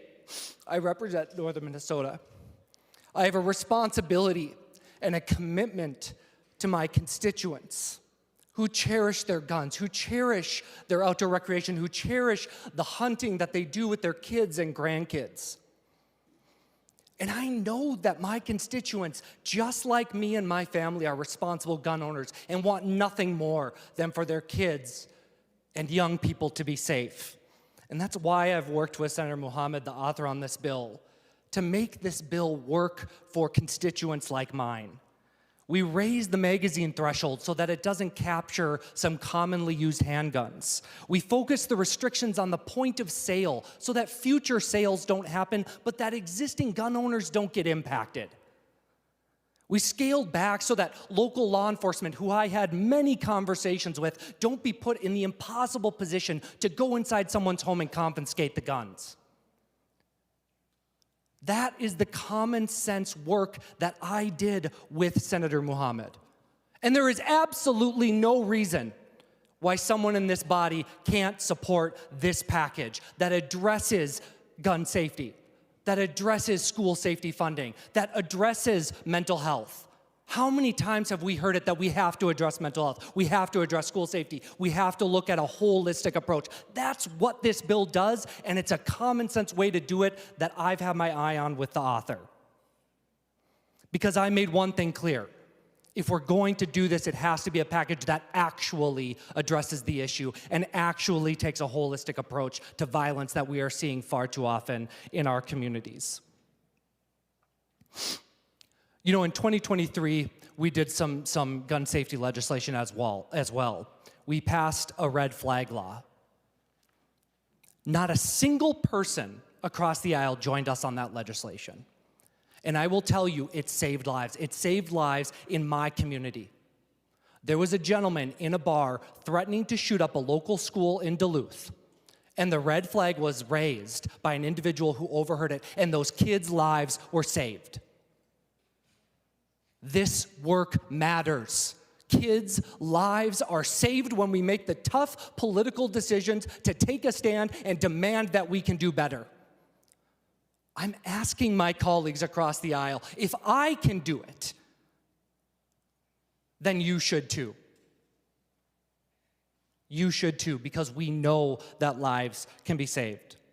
So, Mr. President, I will never forget the feeling of having that conversation with my kids, not once, not twice, but 3 times now. And I will never do it again until I take action. So please, colleagues, I am begging you, join us in this effort, do the right thing, let's address gun violence and make sure that not another kid is impacted by gun violence in the state of Minnesota. Thank you. Senator Jaskowski.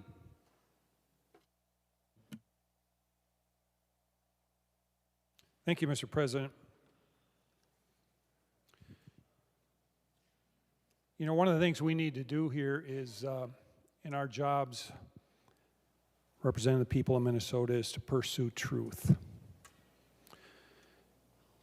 As we look at this bill, I think Senator Seeberger outlined it properly. About half of our body believes we need to focus on the guns, and the other half thinks we need to focus on the people and their behaviors. One of those approaches might be the right one. The one we have before us is not.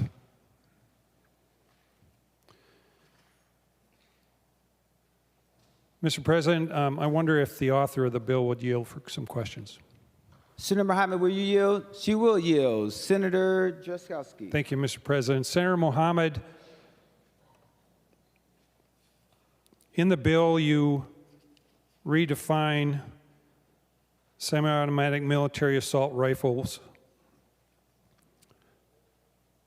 Page 8 of the bill,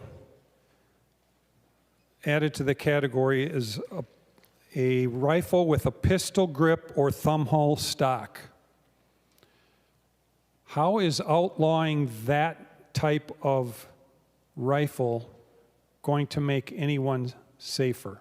How are less people going to be killed by bad people because that one is no longer allowed? Senator Mohammed, to the question.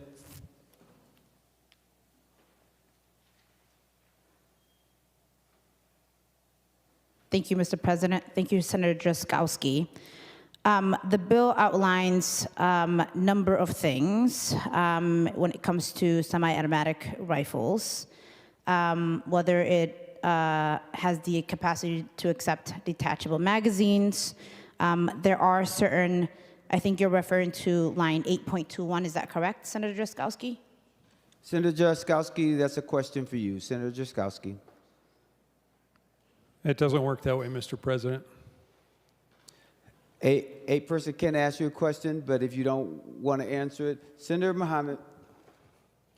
Senator, Mr. President, I'm asking a question to understand which line of the bill he's referring to. Senator Drazkowski. Thank you, Mr. President. Senator Mohammed, 8.3 on the bill. If you were in your bill, and if this passes into law, which I don't think it's going to, this is simply a political statement that that far left-leaning people have, and they want to make in a bill before us in the Minnesota Senate today. 8.3 on the bill says that a semi-auto rifle that has a capacity to accept a detachable magazine and has one or more of the following. The first one listed is a pistol grip or thumb hole stock. So, Mr. President, Senator Mohammed, if people in Minnesota can no longer own a semi-automatic rifle with a pistol grip or thumb hole stock, how is that going to reduce school shootings? Senator Mohammed, to the question. Thank you, Mr. President. Thank you, Drazkowski, for that question, Senator Drazkowski. I think if you've done your study, you would know that when there was a federal ban on semi-automatic weapons, that mass shootings went down massively. We know that other states that have passed a similar bill to this have less mass shootings in their states. We also understand that we have to do everything in our power to make sure that this doesn't happen in our communities. In the case of Annunciation, the shooter used this type of weapon and shot 116 bullets in under 2 minutes. I think it's important for us to reform our gun laws and do what we can to make sure that we uphold the culture of Minnesotans while keeping our children safe. That is what this bill does. Senator Drazkowski. Thank you, Mr. President. Would Senator Mohammed continue to yield? Senator Mohammed, will you yield? She will yield. Senator Drazkowski. Senator Mohammed, similar question. If we outlaw a semi-automatic rifle that has any feature capable of functioning as a protruding grip that can be held by the non-trigger hand, how does outlawing one feature like that on a semi-automatic rifle make kids safer? Senator Mohammed, to the question. Thank you, Mr. President. Thank you, Senator Drazkowski. You're reading line 8.24, any feature capable of functioning as protruding grip that can be held by non-triggering hand. And then it goes on to also say a folding telescope. So it has if it has any of those, we know that it keeps kids safe. Your regular, typical gun that you use, which is, if it's not an assault rifle, you don't need a protruding grip. Senator Drazkowski. Thank you, Mr. President. Would Senator Mohammed yield again?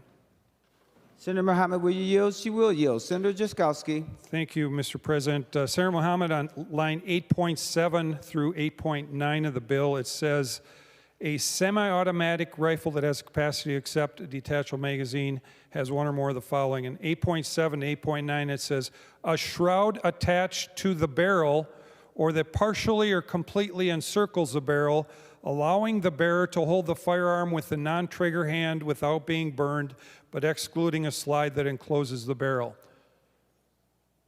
How is outlawing a particular feature over the top of a barrel of a rifle going to make kids safer? Senator Mohammed, to the question. Senator Drazkowski, Mr. President, thank you. Senator Drazkowski, if you want to go word for word on the definition, where we define what semi-automatic weapon is or high capacity is, we can do that. I think you and I understand the intent of the bill and what exactly we're trying to do. We know that the type of gun that was used at Annunciation is not safe to keep in our communities. It does not belong in our streets, and that's what we're trying to do here. Senator Drazkowski. Thank you, Mr. President. Thank you, Senator Mohammed. Senator Mohammed, I take it you probably don't know a lot about guns, is what I gather from your question. And I would encourage you and other liberals in our body to maybe join some of the conservatives someday. Senator Drazkowski, all comments must come through the president and not to talk to her directly. Senator Drazkowski. Thank you, Mr. President. Mr. President, I would encourage members who don't know a lot about guns to learn more about them, become familiar with them, and you will avoid bills like this that simply get rid of features on a gun and outlaw features on a gun that make it look different. All these things do here in lines 8.3 through 8.9, Mr. President, is some people think they look really scary. Functionally, it does nothing. There's all kinds of, I mean, if Democrats are going to outlaw guns, aren't you going to outlaw all rifles? Because you could put these types of attachments or features on every single rifle in Minnesota today.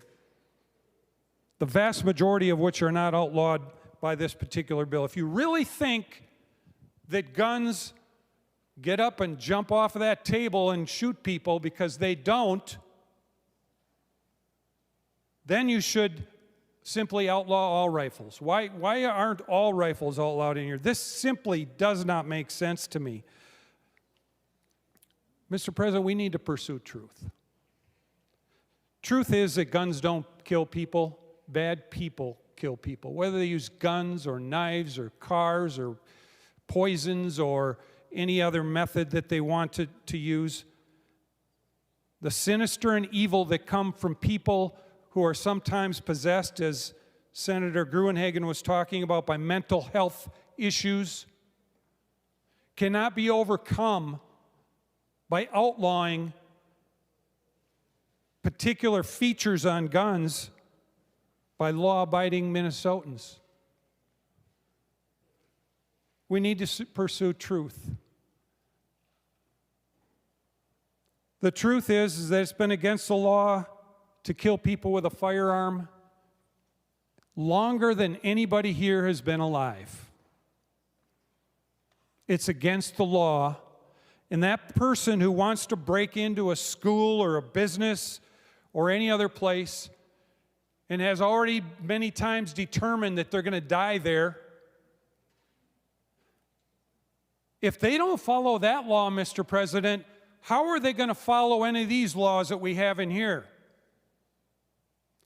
The only ones who are going to follow these laws are the people who follow the rest of them, including the one that says you shouldn't kill people.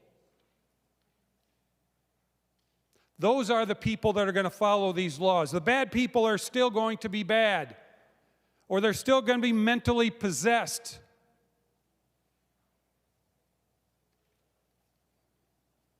Our focus is on the wrong place.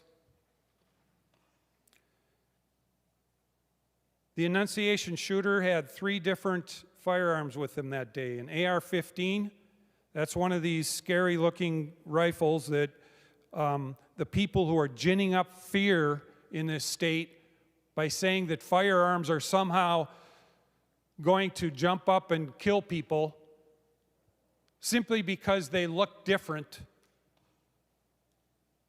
Had an AR-15, a 12-gauge Mossberg pump, and a 9mm Taurus pistol. I'm curious, and I won't ask the author, Mr. President, but I'm curious, if indeed it's outlawing guns we need to do, why aren't the 12-gauge pump and the Taurus pistol in this prohibition ban that you've got here? Why isn't the author, why aren't Democrats outlawing those guns? You're picking the one that happens to look scary because you are scaring people around this issue. Instead of scaring people, maybe we should bring forward a solution that will actually help solve the problem, because this one does not. So, Mr. President, the Buffalo, New York supermarket attacker in 2022 said in his manifesto, areas where concealed carry weapon permits are outlawed or prohibited may be a good area of attack. Maybe we need to listen to and read what these possessed, evil people say, because they're following through on what they're doing, Mr. President. Maybe we need to figure out what the people are doing and why they're doing it, instead of putting prohibitions in law that will do nothing but ensnare law-abiding good guys and good gals with guns. Mr. President, the Nashville Covenant School shooter admitted she avoided another site because it had too much security. There was another location that was mentioned, but because of a threat assessment by the suspect of too much security, they decided not to, the Nashville police chief said.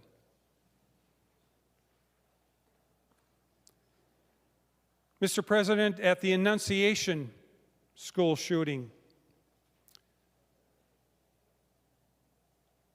the shooter said in his manifesto, I recently heard a rumor that James Holmes, the Aurora Theater shooter, may have chosen venues that were, quote, gun-free zones. I would probably aim the same way, he said. Holmes wanted to make sure his victims would be unarmed. That's why I and many others like schools so much. At least for me, I am focused on them. Adam Lanza is my reason, he concluded. Lanza is the guy who committed a mass shooting at Sandy Hook. Mr. President, we got to pursue truth. The truth is that these people have severe mental problems and they're possessed to the point where they will go and know that that's going to be their last day when they go there. We can put gun-free zones up on schools and they'll still come in. They might not, well, they still probably will get the AR-15 from somewhere because, Mr. President, they aren't going to follow this law. They didn't follow the law that says you can't kill people. Why would they follow this law that says you can't possess a particular type of gun.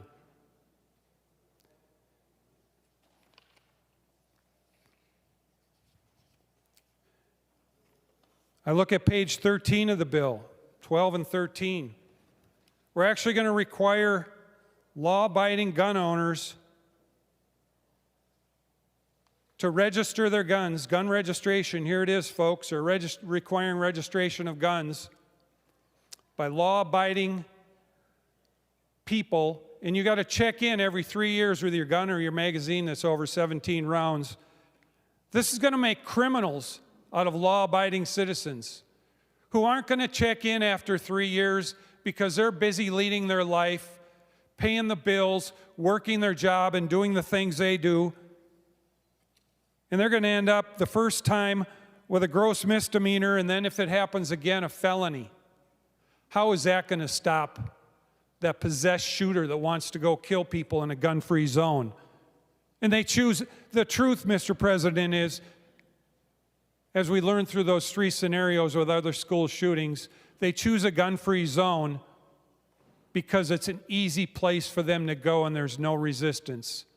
And unfortunately for those people who are in the school, whether it's the kids or the teachers or people who are volunteers, we place them there with no defense.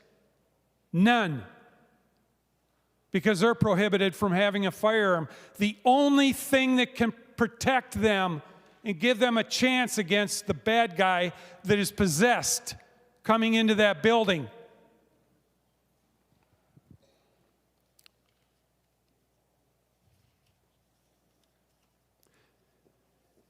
Mr. President, if we're going to solve a problem, we got to have a solution.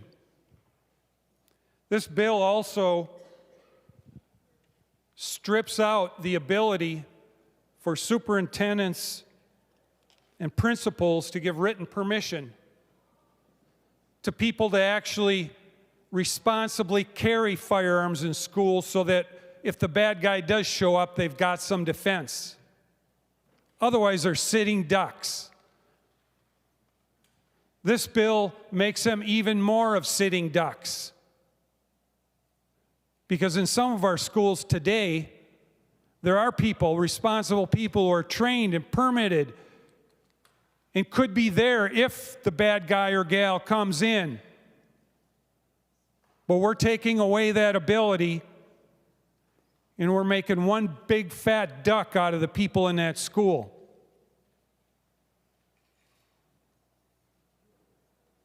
That's the truth.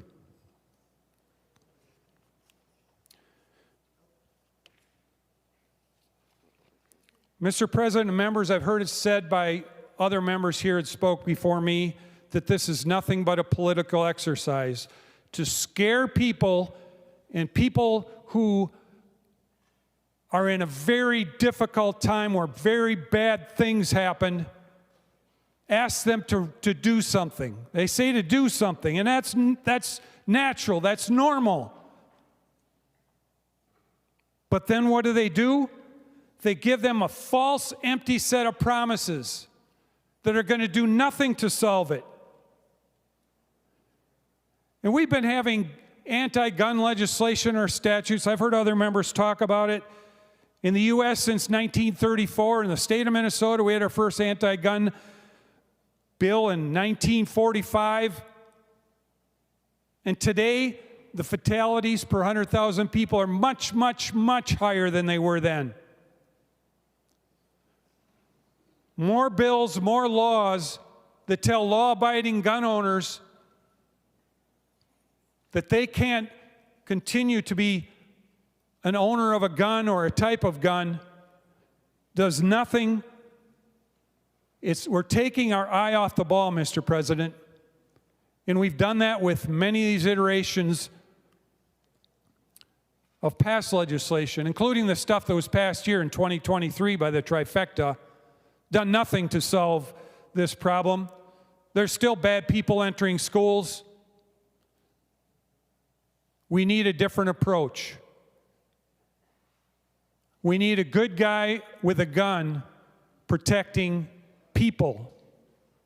Who is the first person, Mr. President, when something happens in a business or a school and there's a shooting? Who do they call? I'll tell you who they call, Mr. President. They call a good guy with a gun. And we are taking away the ability for good guys and gals with guns to be in the school with the false hope that when the police show up 20 minutes later, they're going to somehow solve the problem that has already played itself out. Unfortunately, the people that are there will have no recourse. They won't be able to defend themselves. They'll be one fat duck. Thank you, Mr. President. Senator Coleman. Thank you, Mr. President. Members, it is with every fiber of my being that I wish what we are doing here today was the answer. I wish that this bill could wave a magic wand and keep our students safe the moment it passed. But it won't.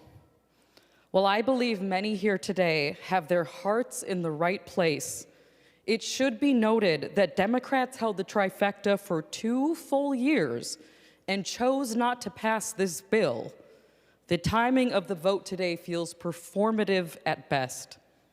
Now, some out there will look at my vote today and claim I am controlled by special interest groups. Let me be clear. There are 3 people who are controlling my vote here today: Adam, Charles, and James, my sons. I have 3 little boys who attend a Catholic school. It was my oldest son's first day of kindergarten at this Catholic school. He was on his way to Mass when the tragedy at Annunciation was unfolding. I raced back to their school, heart pounding, unsure if this was an isolated horror or the beginning of something far worse. In that moment, all I could think about was how desperately I wanted my father, a cop, a good guy with a gun, standing between those monsters and my babies. I wished that they had more security. I wished that there was more there to protect them. That day set me on a mission. I met with parents of victims, pro-Second Amendment groups, law enforcement officers, gun control organizations, women who survived sexual assault and choose AR-15s to protect themselves from ever facing it again. I met with veterans, students, teachers, you name it.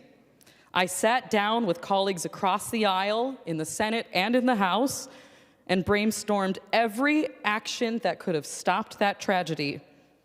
Many of those bills I worked on are sitting in committees, never given a hearing. So when I look at this bill before us today, I ask myself the most important question before us: would anything in it have stopped the horrors of that day? My heart breaks that the answer is no. When I think about my 3 little boys and every child I was sent here to serve, I feel sorry for them because of what's taking place today. We are not tackling school security. We're taking political votes instead of passing real solutions. Partisanship in an election year is blocking the progress our kids deserve. I am sorry that we are being asked to strip away their rights with a bill that will never clear the other body and will not actually solve the problem. I remain here today with my hand extended across the aisle, hoping someone, anyone, will take it. Let's stop performing and start protecting. Let's secure our schools, respect the Constitution, and deliver solutions that actually work. My sons and every child in this state deserve nothing less.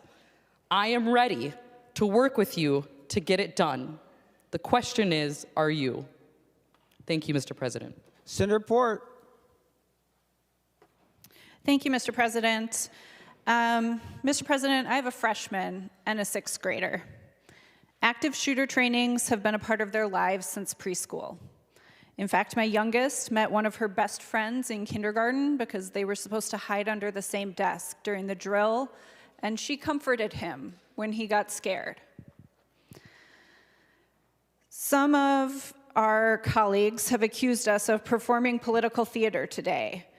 I'm offended, but not surprised. In this place, in this building, this issue is very controversial.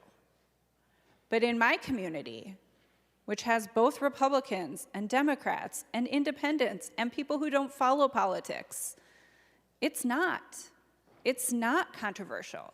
It's clear to the parents in my community, to the students in my community who advocated and came and wrote letters over and over and over again asking us to do something. In this building, this bill is controversial. But in our communities, this bill is what will protect our children. I am unsurprised by the tone of the conversation and the disrespect and condescension that was hurled particularly at Senator Mohammed, who has done tremendous work to build this full-throated response to protect our children. And this job and this place are hard. Often the work is incremental, it is piece by piece. You don't know what's going to happen in the other body. These are tough times. But today, I'm trying to take a deep breath and stay within my body and be present for this moment, because today I am proud to be a member of the Minnesota Senate. I am proud to vote green for my own children. I am proud to vote green for the parents and the teachers and the students who have advocated for this change.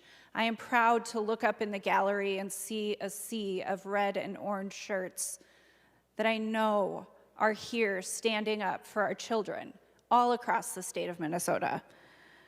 As Senator Uma Verbaeten quoted in her speech, are we done after today?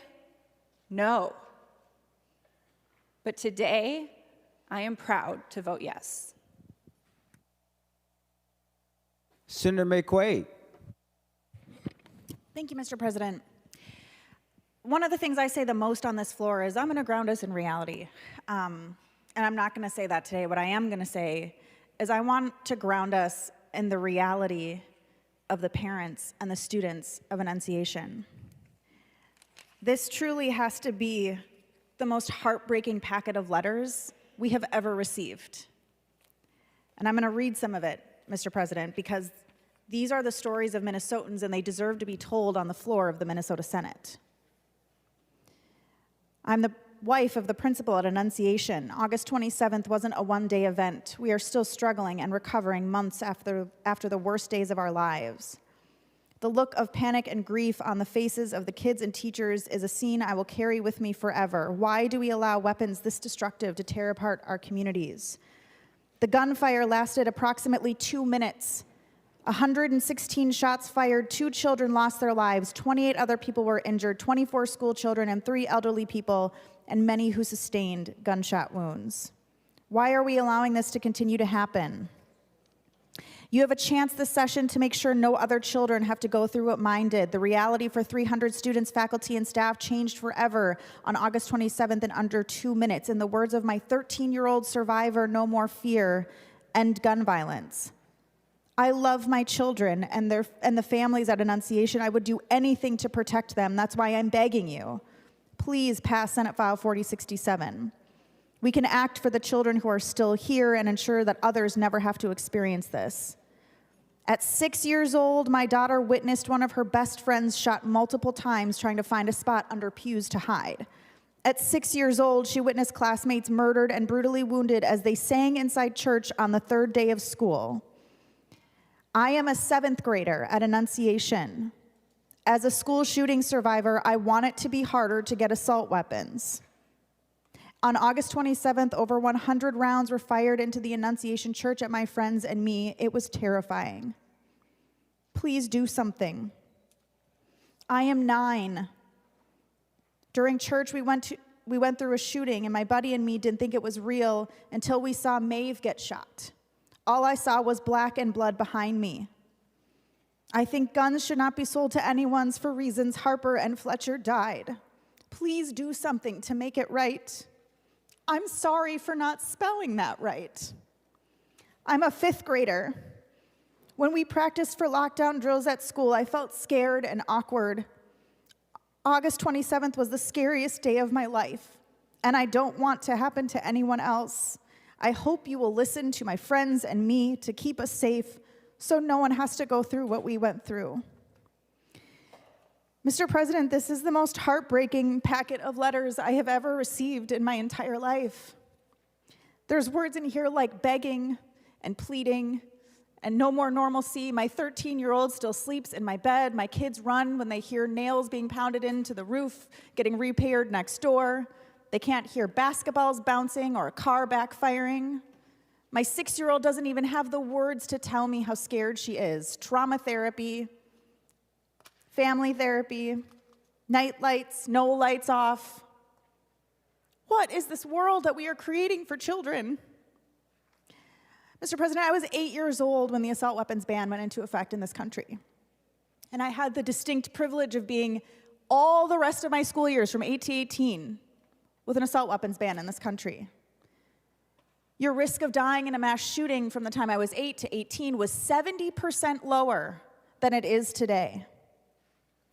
When I was a child, we used to learn the 3-word phrase, recycle, reduce, reuse. Now kids learn run, hide, fight. Children have the right to stay alive, and we need to do something. If those children were sitting at these desks and had the privilege and power of pressing one of these 2 buttons today, they would press green. Their parents would press green. But they're not sitting here, we are. We have the awesome privilege and power to represent this great state. And you have 6-year-olds and 13-year-olds and 9-year-olds begging you, begging us to do something.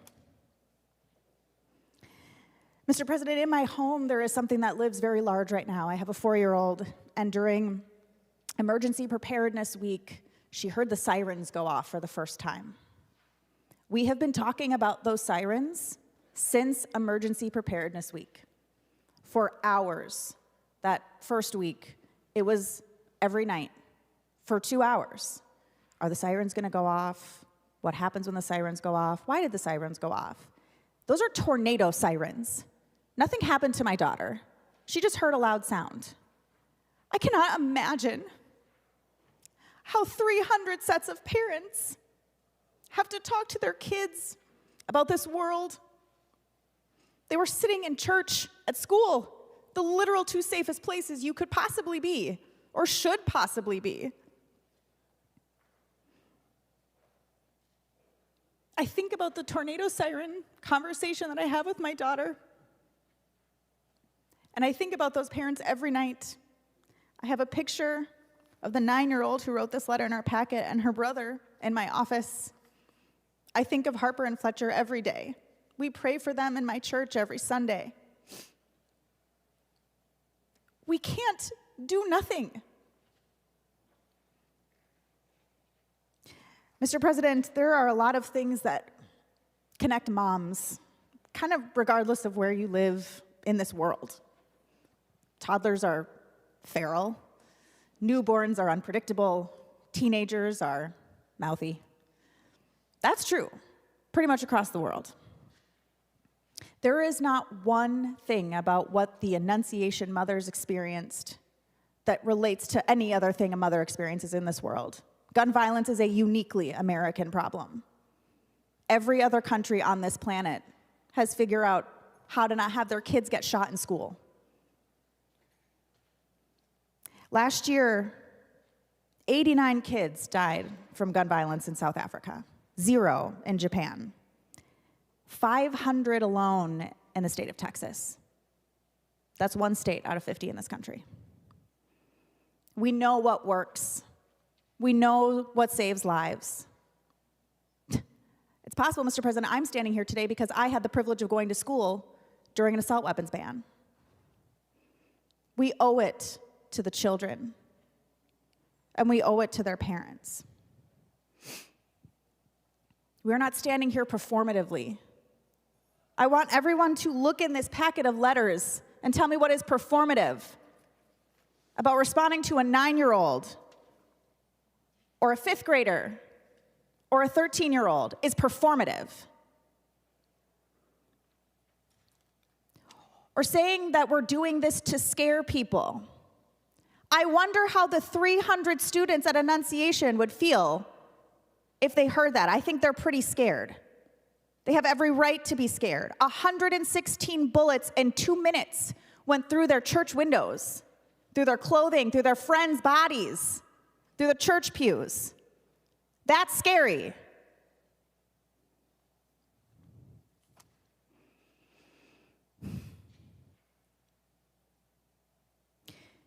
Mr. President, 1 year ago, I was in the library in my community and a woman came up to me and she said, "You saved my life." I'd never met her before. And I said, "Great. How?" And she said, "The 24-hour waiting period that you passed in 2023. I was feeling suicidal. I went to go buy a gun and I had to wait. And I'm alive today because of it." Gun regulations save lives. Laws save lives. If there is even one child that lives in this state that doesn't die because of gun violence, it is worth doing this today. And to the parents and the advocates who have worked tirelessly, of course, over the last 8 months, but for years, to make Minnesota safer, a safer place to live, to grow, to go to school or church or the synagogue or the mosque, to go to the grocery store, to the movie theater, drive. Thank you. Senator Port said that this is very controversial in this chamber. It is. It's partisan here, but it is not partisan in our communities. This is the only room in Minnesota where what we are passing today is partisan. Our state and our communities are begging for us to do something, to move our feet. And today I'm proud to vote green to do so. Thank you, Mr. President. Senator Lang. Thank you, Mr. President. And Mr. President, members, I rise today in opposition to this proposed gun ban and confiscation bill. This is legislation that goes far beyond the public safety and strikes directly at the constitutional freedoms of law-abiding Minnesotans. Let's be clear about what the bill does. Under proposals like Senate File 4067 and some of its companions, Minnesota would not just regulate firearms. It would ban the possession of widely owned, commonly used semi-auto firearms, impose criminal penalties, and force citizens into compliance schemes to simply for owning the product that they legally purchased, and make a constitutional rights and to have and use. That is not a small policy change. That is a fundamental shift in the relationship between citizens and its government. The bill raises a simple but profound question. Now, members, I want to ask each and every one of you, are we here to protect constitutional rights? Or are we here to erode them when it becomes politically inconvenient? The Second Amendment is not ambiguous. It doesn't say to keep and right, the right to keep and bear arms shall not be infringed unless a legislative decides that certain firearms are unpopular. It is a guarantee, a safeguard against overreach, and a recognition that the right to self-defense belongs to the people and not to this state. And yet, here we are debating a bill that would criminalize ordinary citizens in owning firearms that are in common use across this country. Members, it's been said before, but I'm going to say it again, we all want safer communities. We all grieve when this violence occurs, but we must be honest. This bill targets law-abiding citizens, not the criminals. Criminals do not follow gun laws. They do not register firearms. They do not comply with bans. What this legislation does is it places new burdens on the people that have done nothing wrong. The hunters, the sports shooters, the veterans, and everyday Minnesotans that just want to exercise their rights. And I'll plainly say, there's growing concern amongst Minnesotans, not just about this bill, but a broader pattern that's eluding from the legislature. A pattern where rights are treated as negotiable. A pattern where government power expands and individual liberty concedes. In that sense, I do suppose there's one silver lining in this bill. This debate is clarifying. It shows constituents exactly where their elected officials stand on fundamental freedoms. It brings into the open a question that voters deserve an answer to. Do their representatives who they have elected defend their rights, or do those representatives who believe those rights can be restricted, refined, or even revoked? Members, our duty is not to chase the headlines or respond to emotion with sweeping restrictions. Our duty is to uphold the Constitution, to protect the rights of the people that we serve and are elected by, and ensure that in the pursuit of safety, we do not sacrifice the very freedoms that define us. Thank you, Mr. President. Senator Holmstrom.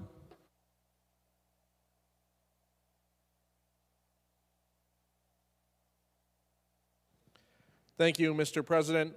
Would the author of the bill yield for a question? Senator Mohammed, will you yield? She will yield for a question. Senator Holmstrom. Thank you, Mr. President. In the registration part of your bill, where in order to keep your gun, you have to certify ownership, there is a requirement that anybody who possesses one of these firearms must request certification of ownership from the Bureau of Criminal Apprehension. Is there a guarantee that they will be granted that certification of ownership? Senator Mohammed, to the question. Thank you, Mr. President. Thank you, Senator Holstrom. If an individual certifies their firearm with the BCA, they will be granted that. That's correct. Senator Holmstrom. Thank you, Mr. President. I have another question for Senator Mohammed, if she would yield. Senator Mohammed, will you yield? This is a two-part question. Hold on. I got to make sure that she yields. She will yield. Senator Holmstrom. Thank you, Mr. President. This is a two-part question. So it also states that they may charge a fee. It does not require that they charge a reasonable fee. I have been assured by your colleagues, by the Democrats, that this bill has been well thought out and brought through stakeholders, so I'm hoping that Senator Mohammed might be able to answer what that fee is expected to look like, what amount might be reasonable to have in there, and why that wouldn't have been drafted as a reasonable fee. And then I would also like to know if, as part of the certification, there is any form of a background check done that could result in a failure of the Bureau of Criminal Apprehension to issue you your permission to own your property.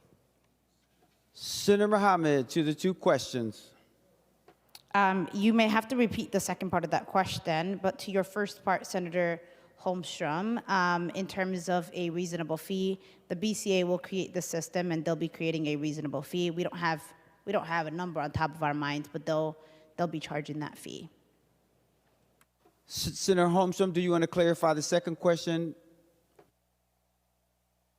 Yes, Mr. President, and I'd also like to clarify the first question. So the language on 13.8 specifically does not say reasonable fee. It just says fee. And I'm wondering why there was a choice to pull or to not include reasonable in there, as it is common language. And then the first part was, if there is any form of a background check, could that preclude someone from being issued their certification of ownership? Senator Mohammed, to the question. Thank you, Senator Holmstrom. The language says a fee, but if you have a language, if this bill passes in the House and we go into conference, happy to put that language in that says reasonable fee from you. And the second question around background checks on certifications, I think it is. Thank you. So the BCA is going to create the system, and the individuals will go through background checks, but let me double check that for you. So let me get back to you on that, Senator Holstrom. And we'll give you some time, Senator Mohammed.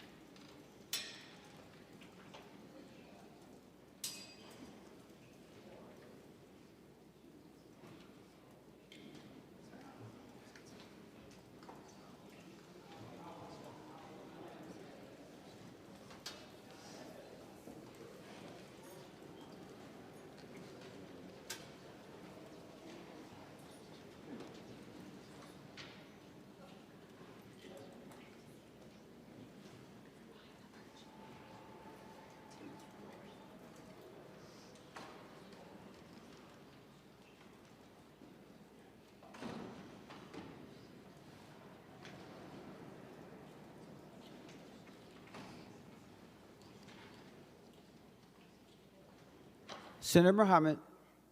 Thank you, Mr. President. Thank you, Senator Holstrom. Thanks for your patience. So currently, in terms of getting the certification through the BCA, background check is not required. But often when you're purchasing a gun, you would have had to go through that. But if you want to include that in the certification process, happy to work with you on a language to make sure that when the BCA is certifying these guns, then we do have people go through background checks. Senator Holmstrom. Thank you, Mr. President. I have one final question to clarify here. So with the fee structure, I want to know if the certification for ownership is required for each individual magazine and each individual firearm, or if it is a totally engrossing certification. So if I own 5 prohibited firearms and 15 prohibited magazines, do I need 20 certificates and then 20 fees on each certificate, or would this be one fee to cover all of it?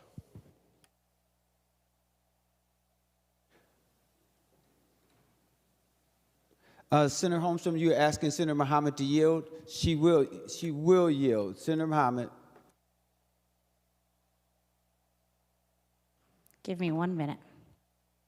No problem.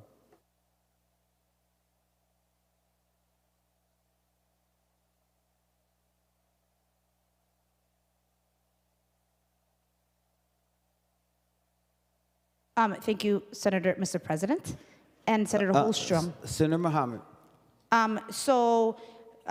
In the way that the bill is written, and obviously this isn't a system that's set up by the BCA just yet, so we might have to come back for clarifications, but it is that it is the individual goes and certifies the amount of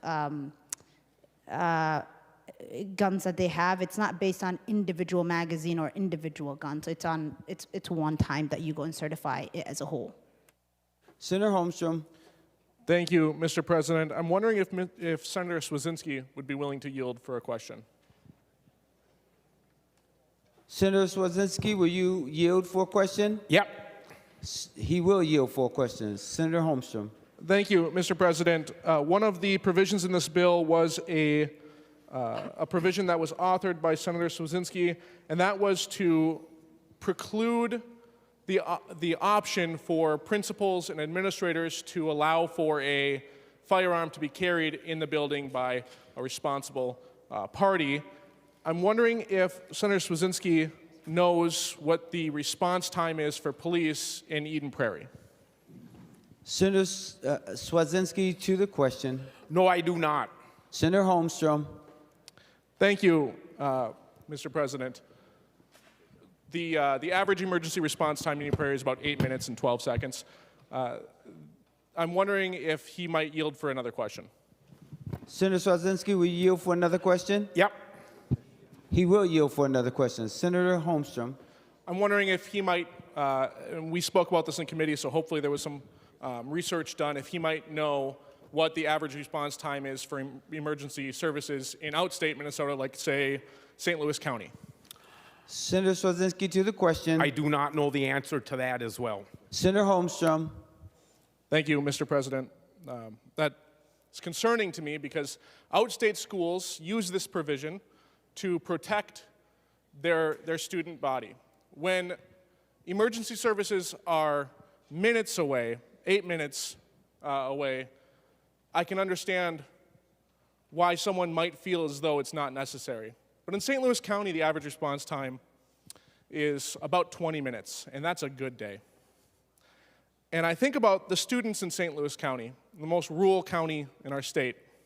And I think about what happens if that police officer is on call 25 minutes away. The amount of damage that could be done in 25 minutes. I'm a father. I send my kids to a school that is in sight of a police department because I want to know that my kids are safe. And it's terrifying to me that part of a public safety, a school safety bill, we're going to be precluding schools from protecting themselves while not providing them the resources to have a school resource officer or provide resources to their county to have more law officers available. Members,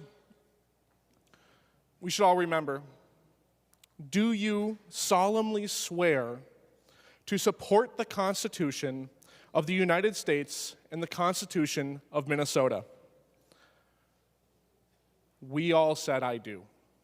In our oath of office, we swore to uphold the Constitution. And now, members, in your haste and in your disregard and in your hubris, you're going to vote to violate the Second Amendment. You're going to vote to go back on your oaths of office. I ask you to remember that our government is one of, for, and by the people. The rights enshrined in our Constitution and the paper itself do not come from government. Our rights are inherent. Our constitutional rights are inherent.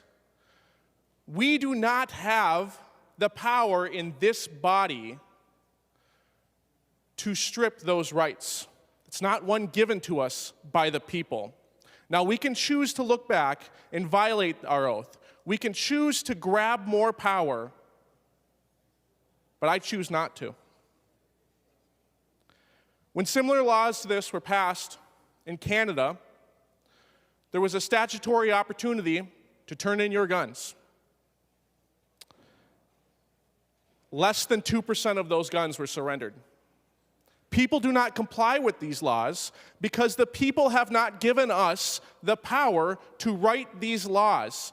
Mr. President, last year, conservatives saw multiple attacks on our banner holders based off political ideology alone. Charlie Kirk was assassinated. Donald Trump has had three verified public attacks on his life. And just this weekend, Democrat protesters in Chaska were holding signs advocating for the murder of our president and the murder of the GOP. Mr. President and members, I will not comply with this law. Most of Minnesota will not comply with this unconstitutional law. Not because we don't respect this body, not because we don't respect the laws, but because as a father, I have a moral obligation to defend myself and my family against all threats, including a tyrannical government. And that is exactly what you aim to do here today. Your green vote is a clear statement that you want to reach over and grab more rights than given to you by the people. And finally, I want to have a conversation about what this bill really is. I was hoping when I came here in January, February, that we were going to have real good faith conversations about how to tackle this problem, about how we were going to provide safe schools. And I was encouraged in Education Finance Committee that we could find funding for public and non-public schools to keep the schools safe. And Democrats have chosen today to take all the good faith and throw it out the window. The good faith conversations are gone because it's an election year and we need to win votes. We have packaged school safety funding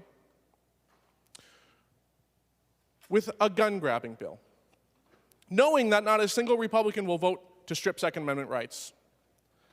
Not because they actually care. They clearly do not. This is a political bill aimed at a political problem. And finally, the amount offered in this bill is $19 million for school safety funding. But just last week, we voted to give $40 million to keep politicians safe. $199,000 per politician, $21.82 per student. I ask the public to be angry about this bill because it is a stunt and nothing more. Thank you.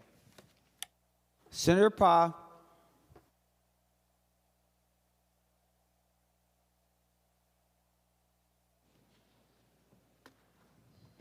Thank you, Mr. President. I will never forget the day that I heard about the Annunciation shooting. I was home with my children, but I was stuck watching the news, sitting on the couch, and it came on.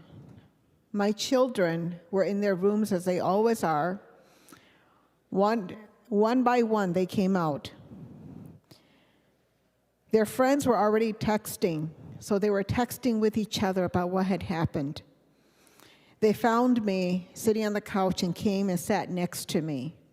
For hours, we watched our TV screen. And as children often do, they had tons of questions that they had for their parents. My children asked, how could this happen? Why did this happen? Are we safe, and could this happen in our own schools? I wanted to comfort them, but I couldn't find the answers, and I couldn't find the words, because I knew that whatever I said to them wasn't the truth.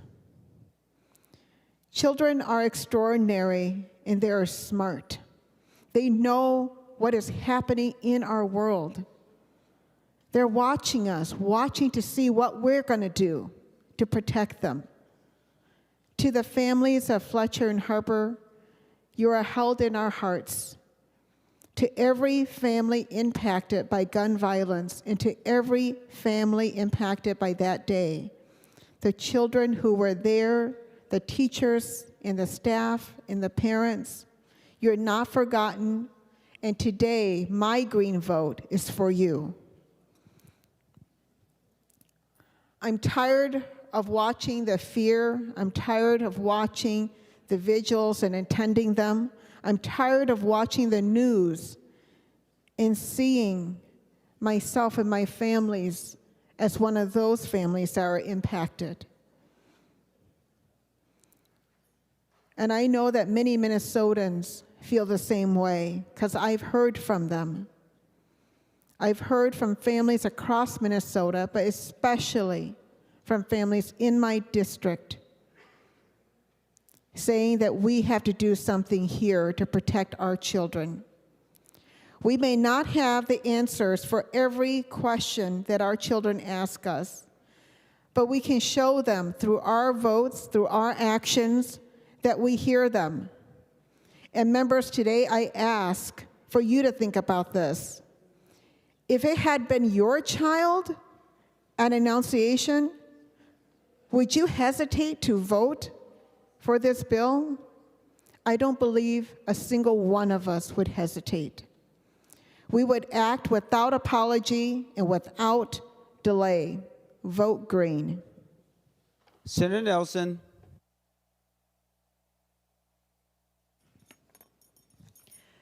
Thank you, Mr. President.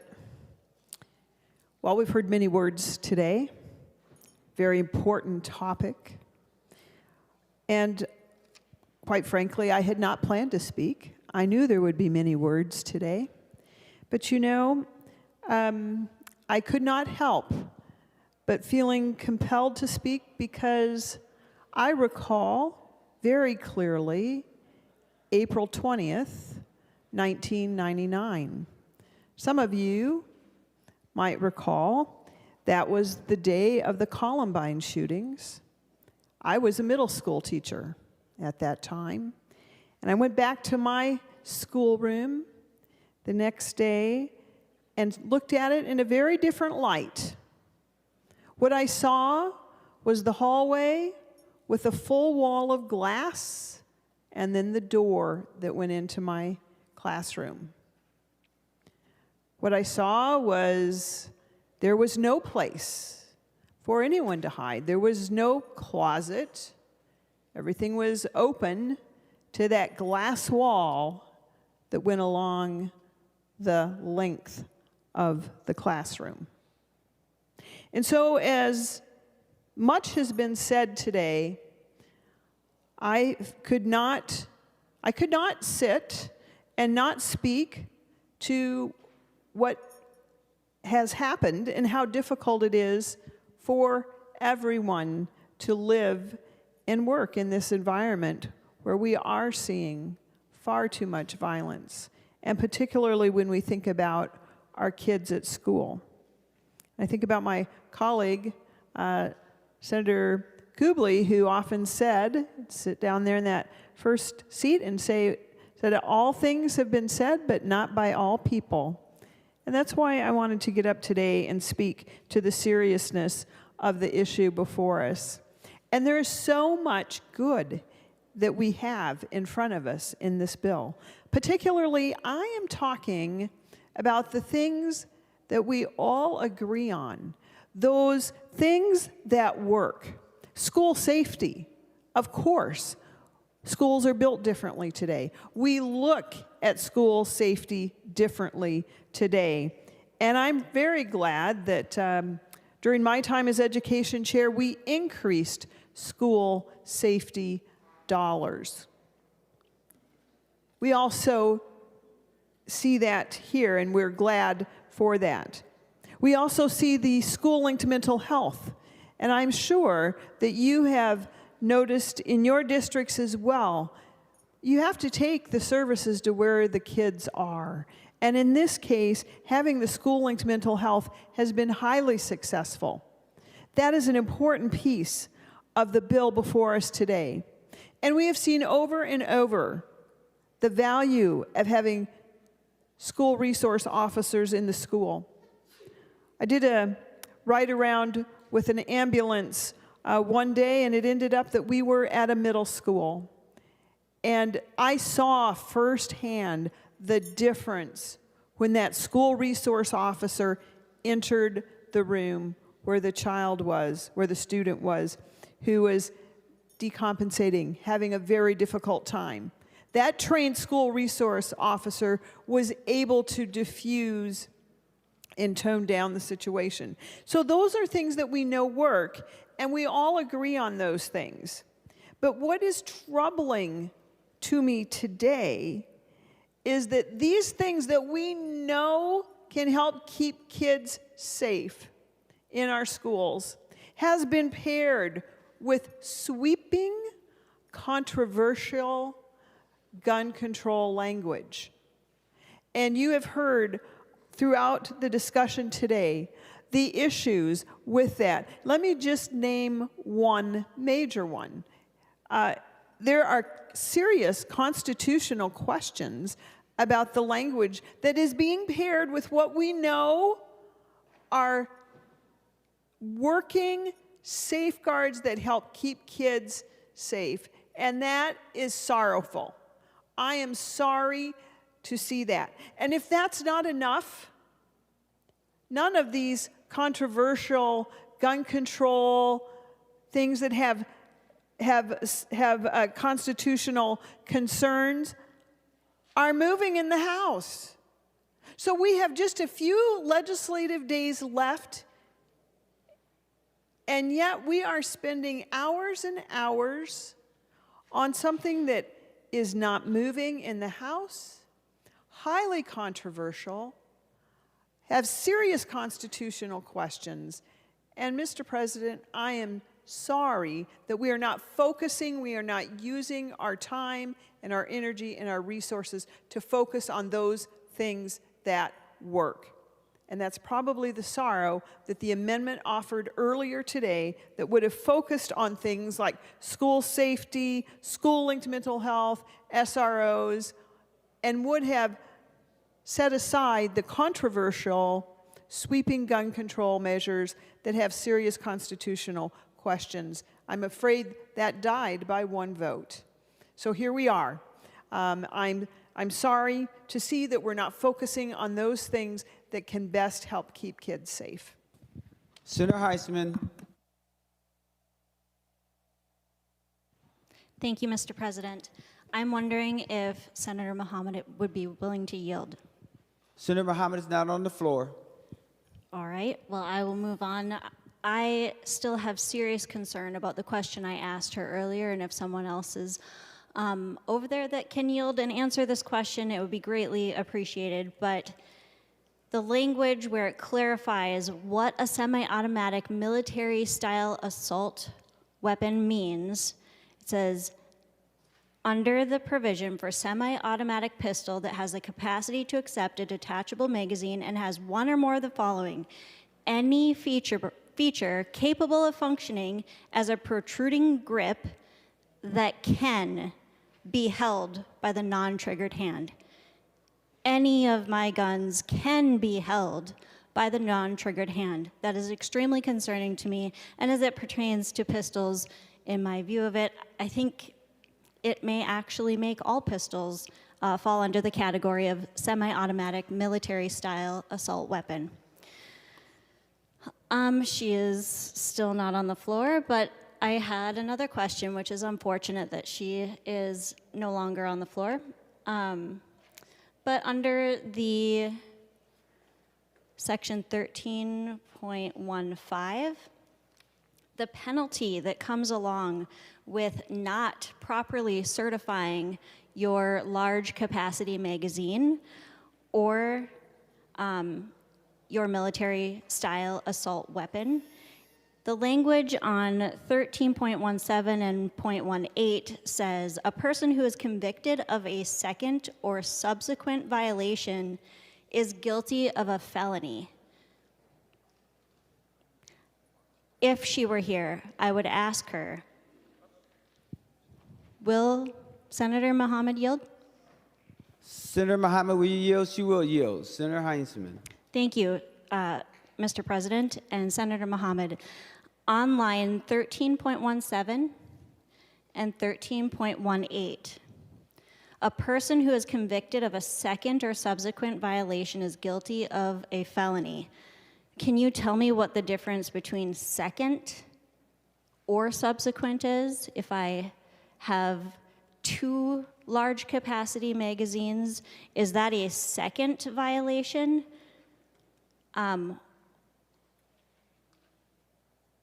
Because otherwise the subsequent language would, I think, pertain. So my concern is the language of a second violation. Senator Mohammed, to the question.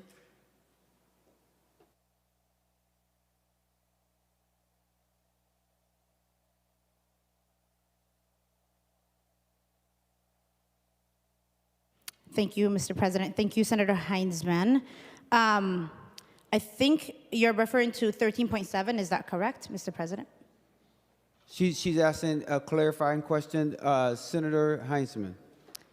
Yes, it is 13.17. Senator Mohammed. I will get that answer for you in just a second. Thank you.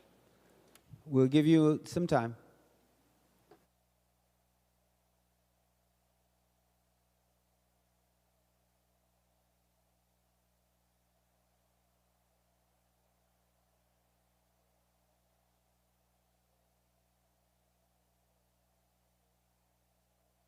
Mr. President.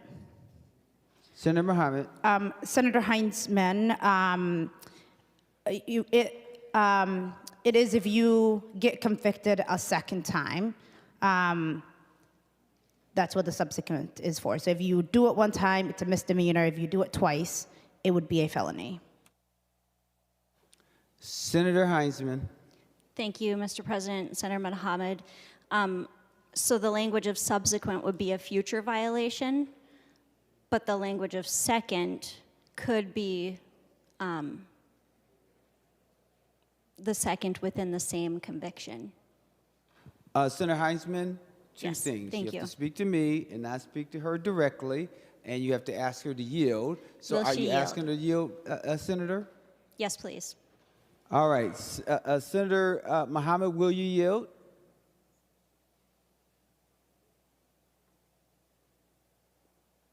She will yield. And I want to see if she heard your question, Senator.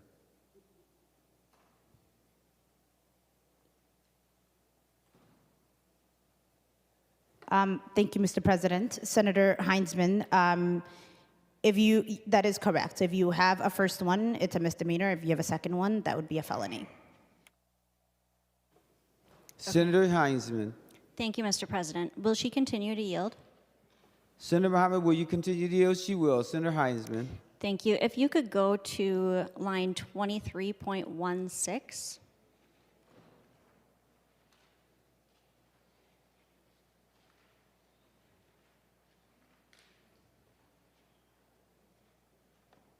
Senator Heinzman. Thank you. It says, quote, assemble, end quote, means to fit together component parts.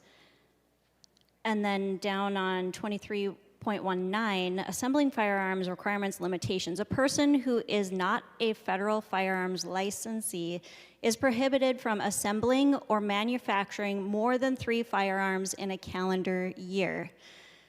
When I take my magazine out of my firearm, out of my pistol, to check it. I'll rack the slides, see if it's clear, there's nothing in the chamber. When I put that magazine back into my gun, I am assembling. It means to fit together component parts. Am I restricted to doing that only 3 times in a calendar year? Senator Mohammed, to the question. Thank you, Mr. President. Thank you, Senator Heinzman. That portion of the bill was carried by Senator Latz, and he will answer that question for you. Senator Heinzman, do you mind Senator Latz answering the question? That'd be fine. Senator Latz, to the question. Mr. President, could I ask Senator Heinzman to repeat the question? Senator Heinzman, would you care to repeat the question?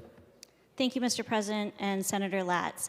On line 23.16, it says assemble means to fit together component parts. And then down on 23.19, assembling firearms requirements limitations. A person who is not a federal firearms licensee is prohibited from assembling or manufacturing more than 3 firearms in a calendar year. And my question was that if I remove my magazine from my pistol and I rack the slide to see if the chamber is clear, and then I put my magazine back in my gun, am I only allowed to do that 3 times in a calendar year? Senator Latz, to the question.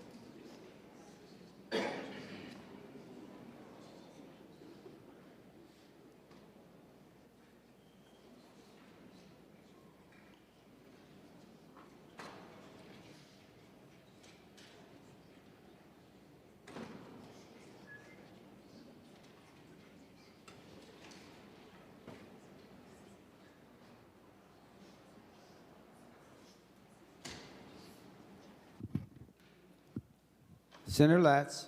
Mr. President, Senator Heinzman, we're only talking about one firearm here. So if you just have one firearm and you are removing the magazine and putting it back in and removing it and putting it back in, it's still one firearm. So I don't think that would be a problem. Where there may be some benefit from clarity in the language is if you own more than 3 firearms. And you are doing that on 3 separate firearms. It would not be the intent for that to be a violation, but I think the language might be clarified to make sure that intent is clear. And I would look forward to clarifying that language in conference committee. Senator Heinzman. Thank you, Mr. President. Senator Latz. I have concern over line 19.27 and moving forward with regards to our school safety. And this section says, notwithstanding sections 97B.045, 624.714, and 624.715, a person who is authorized to carry a firearm on school property pursuant to paragraph F must secure and store their firearms as provided in this paragraph when the person is no longer in an eligible on-duty status or not participating in that portion of the activity for which firearm possession is authorized. Continues to say that they must, once they are off duty, unload their firearm, number 1, and then put it in a locked container, safe, or other secure device, and place it in a locked trunk compartment of a motor vehicle. If the motor vehicle does not have a trunk compartment with a functioning lock, place it out of plain sight. That is a lot of steps, and I feel it makes our school resource officers and those that are hardening our schools, that are protecting our children, at risk of coming under fire of a criminal, because if criminals know that when they get there and when they leave, they must follow this procedure, that is extremely concerning to me. At best, these are feel-good measures that do absolutely nothing to protect our schools or increase public safety. It does the exact opposite by punishing 2.5 million law-abiding citizens by making the law complicated and potentially expensive to own a firearm. It disarms schools and strips reasonable protective measures they have implemented to safeguard their schools and instead makes them more vulnerable. Last year, although Senator Latz implied to me while serving on the Violence Prevention Working Group that women are more often than not capable of defending themselves with a firearm, who is he or anyone else to tell women what their abilities are or put restrictions on their right to defend themselves? This bill is a blatant attack, not only on hunting and heritage, but on our constitutional rights. Vote red. Senator Westrom.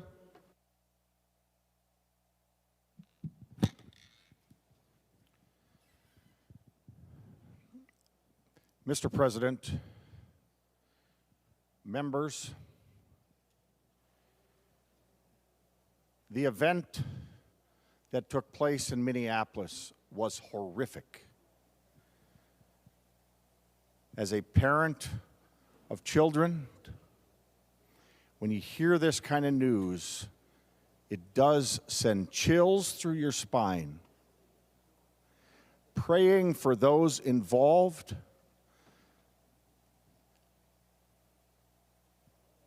and trying to make sense of this madness.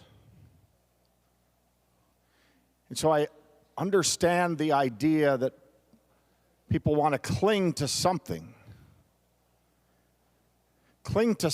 that at the moment seems like it might help You can't bring things back the way they used to be. But members, we've also heard the great discussion here on the Senate floor of the oath we all take to uphold the Constitution. And part of our job and responsibility here in the Senate is to be truthful and pursue the best options we can to make it better going forward. But members, to use a metaphor of a life jacket, throwing somebody needing a life jacket that works when you know the life jacket won't work is not a good answer. And that's what we are facing here on the Senate floor. We've heard the Democrat author talk about how important gun control is, regardless of the Second Amendment we've all sworn an oath to. Remember what our Second Amendment says. In part, the right of the people to keep and bear arms shall not be infringed.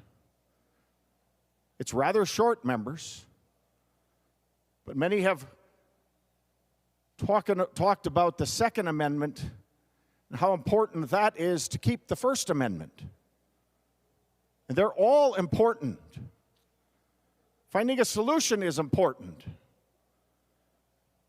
But banning guns and clips over 17 bullets, how 17 is the magic number, how 18 isn't infringing on rights, and 17 is the right number, it doesn't meet the constitutional test. And I know situations where the bad guy coming in, you need more than 17 bullets. Good guys with guns stop bad situations. If you don't believe that statement, let's just look back last week. Here in Minnesota, Blue Earth County. I hope many of you have read the article. A 37-year-old lady and her ex-boyfriend attacked her and her new boyfriend, killing him, demanding she gets into the bathtub while she bleeds out, quote unquote, is his words, through the 911 operator. And the offender? Oh yeah, we had guns banned from his possession. He was banned as a felon. He didn't have the right to have guns, folks. He didn't have the right. Oh, but he was the perpetrator. And it was the good guys with guns, the sheriff's office, that showed up. Luckily, somebody had called 911 while she was bleeding in the tub and was able to apprehend him with the gun. Good guys with a gun stop very heinous situations. Just last week, that happened right here, Blue Earth County, Minnesota. And so, throwing a life jacket out that isn't going to save the person that you're throwing it to is not a good solution. And while we're doing this, passing an unconstitutional gun control bill, the author of the bill told us we are doing all of the above. All of the above has been quoted multiple times on the Senate floor by the Democrats and the chief author. Really? We're doing all of the above. It doesn't take long to research Robin Westman, formerly known as Robert Westman, in some cases not reported much, but read what the New York Post cites was in his journal as he was struggling, as he was transitioning wishing he had never gone that direction, saying, the long hair is my last shred of my trans. I wish I would have never brainwashed myself.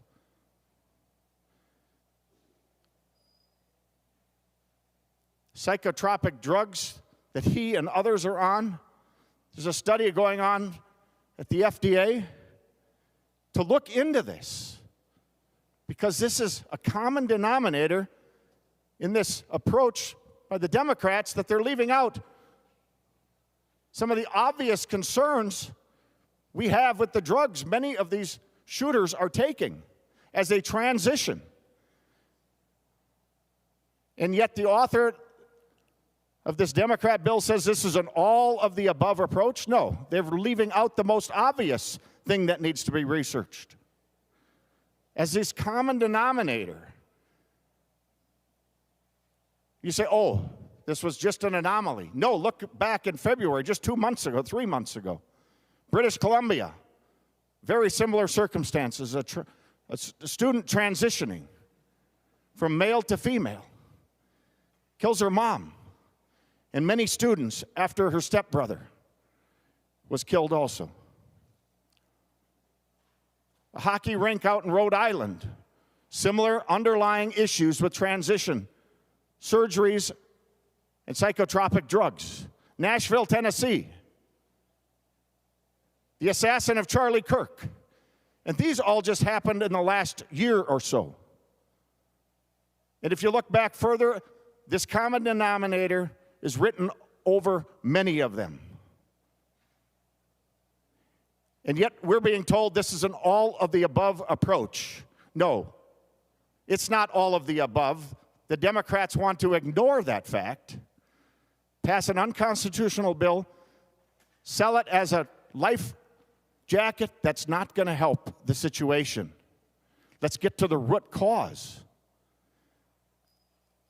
Because banning the gun from the killer in Blue Earth County last week didn't do a thing. And it took a good person with a gun to stop the situation. I represent part of Stearns County. If you go back even 10 years ago, in the Crossroads Mall in St. Cloud in Stearns County, a maniac started running through the mall with a knife, injuring 9 or 10 people, and would have injured many, many more had a good guy with a gun not been there. By the grace of God, an off-duty police officer who was carrying was able to step into action and stop the killer.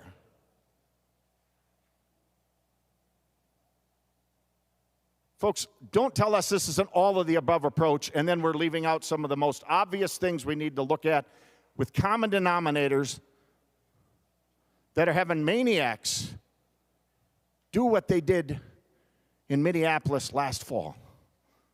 Let's get to the real root of some of these problems. But let's not pass on constitutional gun control bills telling people it's going to do something it's not. Members, vote red.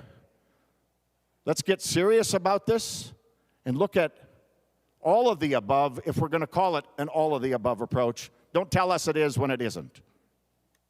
Senator Lucero.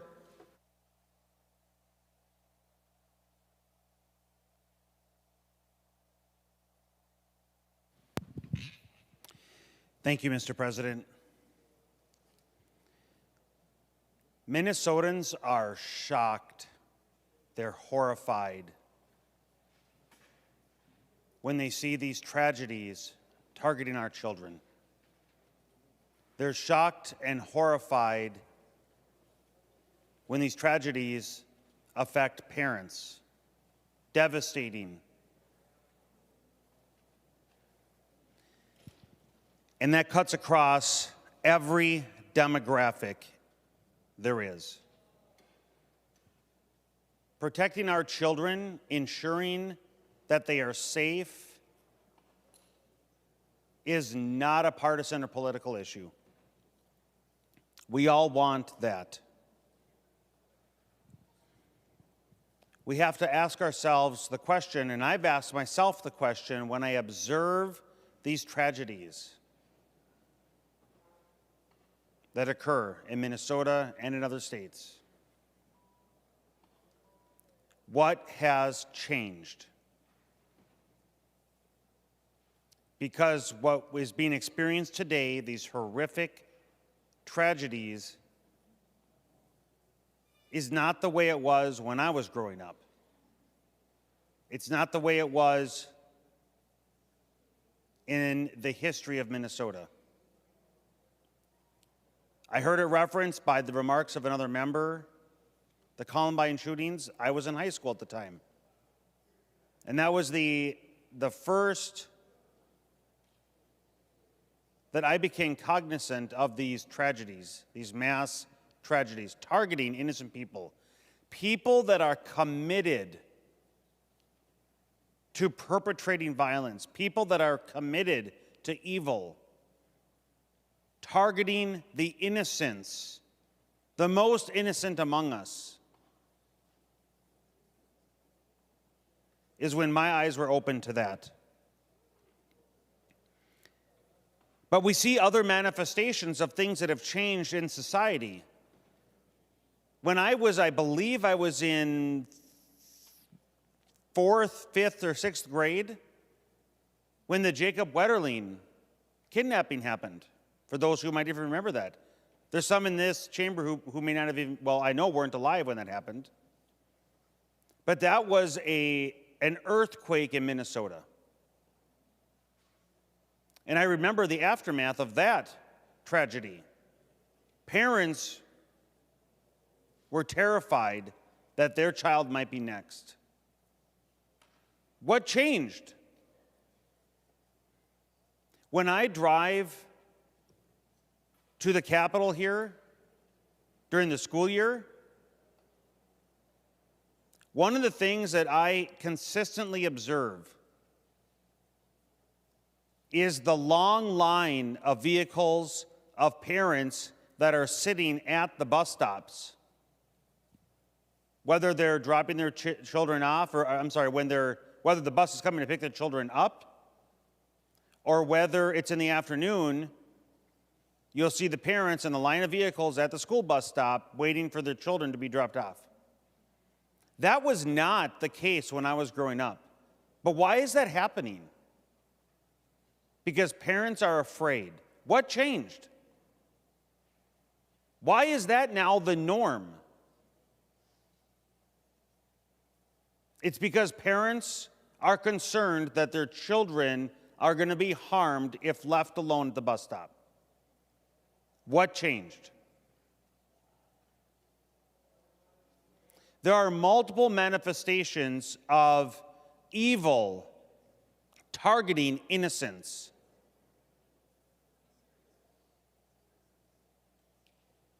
I don't think there's a single aspect that changed. I think there are multiple contributing factors.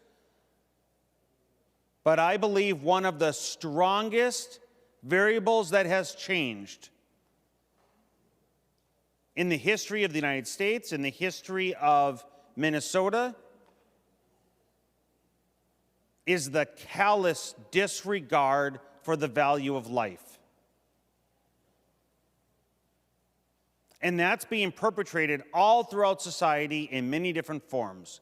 The callous disregard for life, the desensitization, the empathy for other human beings. And again, this is a metric, the lack of empathy, the lack of regard for others that is seen. I could go on a multiple item list that would demonstrate how that value for life is continuing to decrease in our society.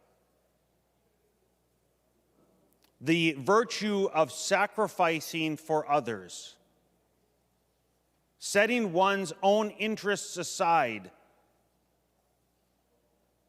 and lifting another up, continues to be a value that seemingly is decreasing. if you think throughout our nation's history then on firearms, if we go backwards in time, it was more commonplace for young people to have access to firearms. It was more plentiful to have access to higher rounds of ammunition. It was commonplace that students, children, would bring their firearm to school. That was only a handful of decades ago. There are people alive today in their 60s and 70s when it was the norm to bring the firearm to school, to leave it in the vehicle in the parking lot, to bring it into the school, into the classroom, leave it in the locker, put it in the back of the classroom. That was the norm. Why weren't there mass shootings? When there was greater access to firearms by young people, and we didn't see this. Another variable in our society that I see very, very prevalent, and it's being taught in nearly every pop culture institution of influence, is revenge. In addition to the callous disregard for life, we're seeing, and it's being promoted, if you are wronged, then it is your responsibility to get revenge. If you have a perception that you haven't been given what you believe you deserve in some regard in life, that you get to go to a school or a populated area with people that are innocent and to harm them and to take your rage and your anger out on them. All of these things are related. So when we fast forward to today, what changed? How can you have students just a few decades ago bringing firearms to school, but now there's an attempts by those targeting firearms as a way thinking that it'll falsely protect? One of the things that hasn't changed, and I'm drawn up to every time I think about these tragedies in our society, is from Scripture. I think of Jeremiah.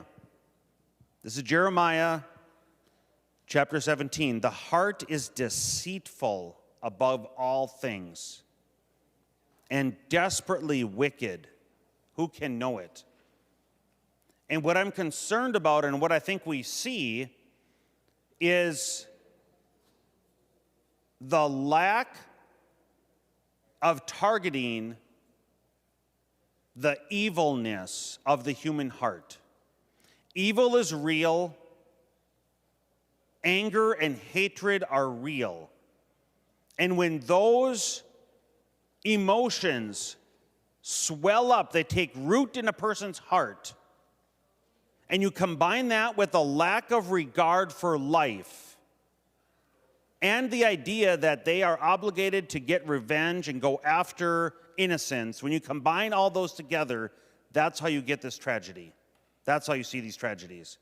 And that's where I think the focus needs to be, is the human condition of anger and hatred.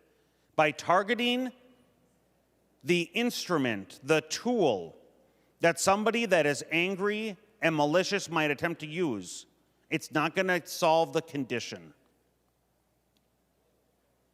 Somebody who is angry and seeks revenge and harming others is going to use bombs, acid, vehicles, anything in their disposal to hurt other innocent people.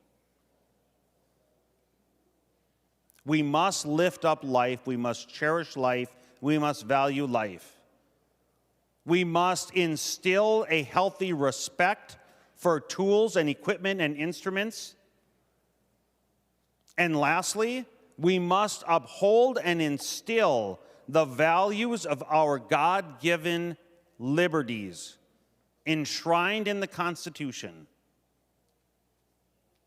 There is no law that we're going to pass that's going to infringe on God-given liberties, that's going to stop a person who is committed to perpetrating evil against innocent people.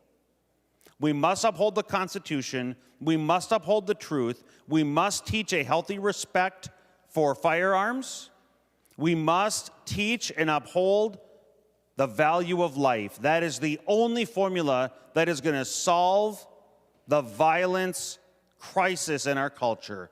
For that, because this bill does not address the root of what's happening in our society, I am a no vote. Thank you, Mr. President. Senator, we are now, members, going to these last three speakers, Senator Johnson, Senator Murphy, and then Senator Muhammad, in that order, please. Senator Johnson. Thank you, Mr. President. Appreciate the opportunity. And I'd like to recognize, too, that we have a number of people here in the galleries and that are tuned in today that are really paying attention to what's going on. One of the things that I think, 9 months ago, if you look back, none of them would have thought about they'd be sitting at the end of session up in the gallery, or they'd be tuned into their TVs watching what is happening on the Senate floor. I would bet money that most of them didn't know who their senator was at the time, probably, because they've got daily life. They've got kids to get to school, they have sports, they have to go to the grocery store. They're busy with things of the daily life. But there was a major interruption. There was something that happened that is unspeakable, that's unthinkable for most Minnesotans. We heard it said today by some of the members that if we could do one thing, just this one thing that would save one child's life, it would be worth it. I couldn't agree with them more. If we could do one thing that would save a child or children's lives in this state, we would do it. That's what we're here to do, is to help make this a better society day in and day out as we show up to work. There's one problem with that. This bill doesn't do that. This bill will not be saving lives because this bill does not have a chance of going forward as it is currently written. We have laid out our arguments throughout the day on why we don't believe this bill is constitutional. We're committed to finding bipartisan solutions to help improve things like school safety. We want to build safer communities for everyone across the state. We need to be focused on solutions, not on slogans. We need to be focusing on helping schools enhance their site safety, including their physical hardening, the SROs, their threat detection services. We need to keep guns out of the hands of violent criminals. And we need to increase access to the mental health services that Minnesota does have, but we need to have more provided for that. There are aspects within this bill that absolutely hit on those critical needs that we have in this state. My heart just breaks to see this get put in a poison pill that we know isn't constitutional. They'll give it a harder time in even heading over into the House. There are things that we could have done today. This is a missed opportunity. This is our chance to show that we can work bipartisanly on getting issues across the finish line, and yet it comes down to a bill like this that unfortunately we know is not going to become law. I'd like to thank the senator from South Minneapolis here in her work on this. Her heart is in the right spot. She's been meeting with families. She's been doing the right things, talking to people, trying to figure out the solutions here. But I think overall the bill just ended up becoming something more of a political talking point than it is actual work that can be done to increase the safety and security for our students. It's important to address the growing mental health issue across America. We're seeing that here in this state. A number of members have touched on that. The mental health, for whatever reason, is a growing issue. We need to continue to invest in mental health. We need to continue to invest in making sure that our schools have common sense safety features within them to make sure that we can protect students as they're learning, as they're praying, not just for public schools, but for all school students that are out there. Each life is important and critical in this state. It shouldn't matter if you're going to a public or a private school. They are all important to us. What else is important to us is the Constitution. We can fold in these safety factors. We can fold them into a constitutional envelope. Something that will protect not only students and communities, but also the rights of our students, of our citizens, of our state. There's common sense avenues to make sure that we can make that happen. We had that opportunity today. It was right here, right in front of us. We gave an amendment that addressed that in a way that we knew could get across the finish line here, especially in the other body, get to the governor's desk, which would have passed. But that was not taken up. Party line vote, once again. It seems as if bipartisanship has died in this chamber. I am hoping that we can figure out a way forward here, make sure that Minnesotans and the students that go to our schools are safe and secure each day that they are learning, that they are studying, that they are praying. That's our responsibility. And unfortunately, this bill will let them down. So I'll be voting no against this bill and hoping that we can come back and address it again. Thank you, Mr. President. Senator Murphy. Thank you, Mr. President and members.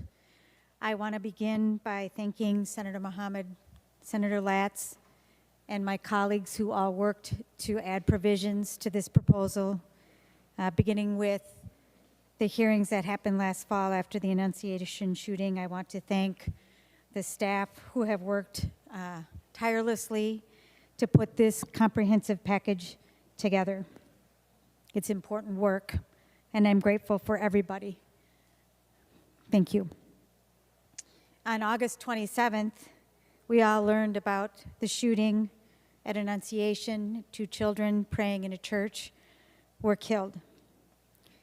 What followed was a vigil, a press conference, informational hearings, and then, as often happens, a delay. And often those delays take us to a place of inaction. And we wait again until there's another mass shooting, and we try again to resolve, to make change. And this time, it's different, because my colleagues decided we shouldn't wait any longer to address the harm experienced by too many people by gun violence. After the Annunciation shooting, I was down in Stewartville for a discussion in that community.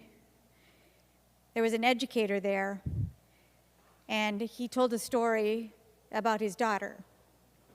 He asked his daughter when she was done with high school, "Tell me what it felt like to go through active shooter drills in your school." And she said, "I always kept a letter for you and Mom in my backpack in case I was killed." That's how we're raising our kids in our schools. I have a deep and abiding faith in what we are capable of doing together in a chamber like this. And I've heard discussions today that this is messaging, that this is partisan, that this is politics. Nothing further could be from the truth. It is important for us to show Minnesotans that we understand that there is a problem and that we have the courage to work to solve it. And whenever we bring an issue like this to a chamber like this and we move the ball, we make progress until we solve the problem. I've seen that happen over and over and over again. I also heard people quizzing Senator Mohammed on the floor today about her knowledge of how a gun works.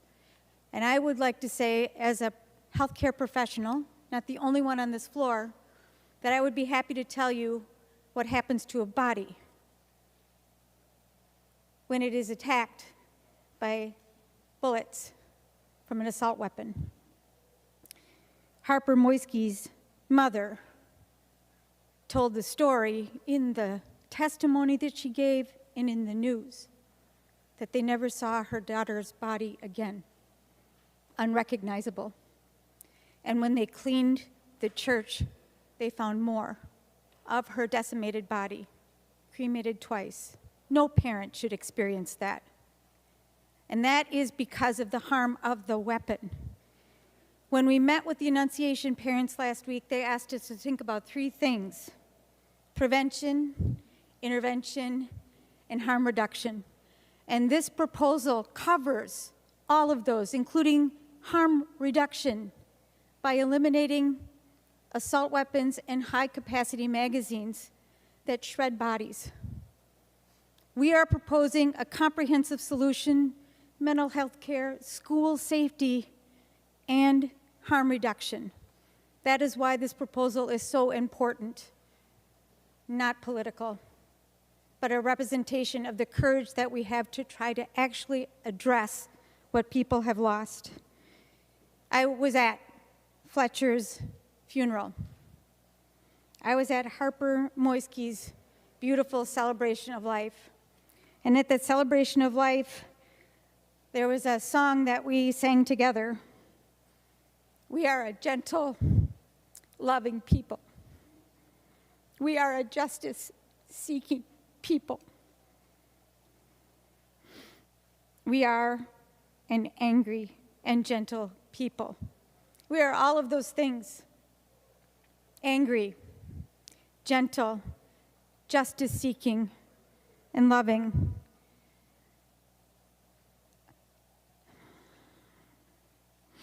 We should make progress today. I am grateful that we're here. After the shooting on the 27th of August, I went to a vigil, I went to a press conference. There I said, we all love our children. We need to love our children the most. That's why this is important. And with love, I will vote yes. Thank you. Senator Mohammed.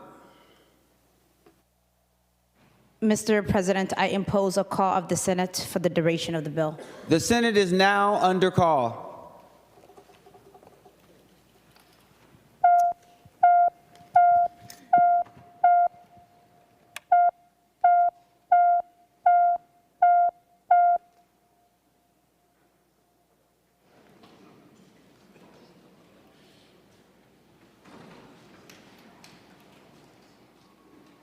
And Mr. President, I move that further proceedings under the roll call be dispensed with and the sergeants at arms be instructed to bring in the absent members. On that motion, all in favor say aye. All those opposed say no. The motion prevails. Senator Mohammed. Thank you, Mr. President and members. I will be brief. This has been a long process and a short day. I'll take that. Those of us who are committed to getting this signed into law know that our work is far from over. And I'll start by thanking the staff who worked on this, my legislative aide, Georgia Barnes, researcher Jackie Clinton, committee administrator Nicole Kaplan, our Senate nonpartisan counsel Ken Backus, Priya Primo, and fiscal analyst Chris Turner, Mike Mullen, and Selena Koster. Among the members, thank you to the person who has been a solid partner in this work, Chair Latz. Thank you to our other chairs, Chair Kunish and Wickland and Senator Bolden, among many others, for contributing to how strong and comprehensive this package is today. I have spoken a lot about the need for this legislation over the months. And I want to close our session today by grounding this body in what has brought us here, the opinions and emotions of the parents and advocates we met along the way. Today, I heard Timberland speak, a leader of Students Demand Action, and say, today, the Senate has a choice to listen to students, to families, to communities across Minnesota, or to continue the cycle of inaction, because honoring the lives we've lost means doing something different. This bill is something different. This is the first time an assault weapons ban or high-capacity ban has reached a floor in the Minnesota legislature. The first time.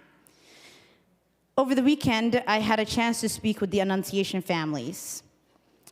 And a member of that community, Dan Martian, who his opinion piece is at all of your desks. He's a father, has an 11-year-old and a 9-year-old daughters that were at the Annunciation school that day. They survived, but they lost their feeling of safety in church and at school. And as Dan says, no single policy will end gun violence, but there are many proven measures that together we can make a real difference. As you have heard, this legislation combines many approaches to make our communities safer. With this package, we are not choosing to just do something, we are choosing to do everything. And last, I think of the words Jackie Flaffen, who's joining us, the mother of Harper Moisky, whose spirit and strength has kept so many of us focused on this mission to pass into law something that will make Minnesota schools and streets safer immediately and forever. Jackie said, every choice matters. How we speak, how we listen, what we normalize, who we protect, what kind of world we are building, and who we are becoming in the process. We can do better. We must do better, and we can only do it together. Mr. President, and members, I encourage a green vote. With that being said, the Secretary will take the roll for final passage of Senate File Number 4067. Members, please vote.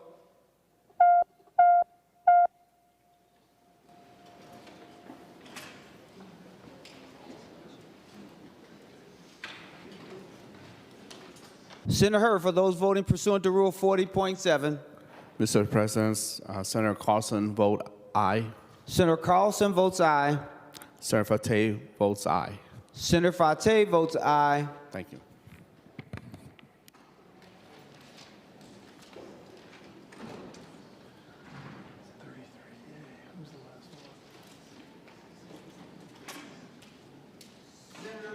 Senator Jasinski, for those voting pursuant to Rule 40.7. Thank you, Mr. President. Senator Rasmussen votes no. Senator Rasmussen votes no. Senator Weber votes no. And Senator Weber votes no. All senators having voted who desires to vote, the Secretary will close the roll. There being 34 ayes and 33 nays, the bill is passed and its title agreed to. No clapping in the chambers, please. I'll now go to Senator Murphy for a brief motion.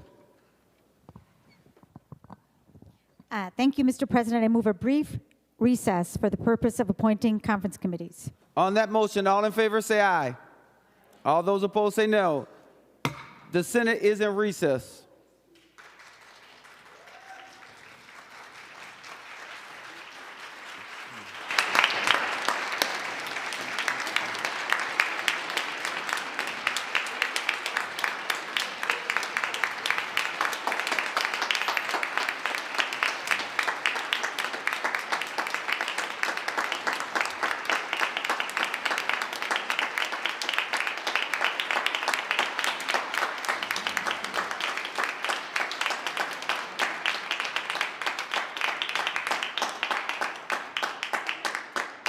All right, members, just so the public understands what happens when we're out of recess, then you can applaud, but not while we're in session. For those who are coming to do the appointments, I need you to move expeditiously.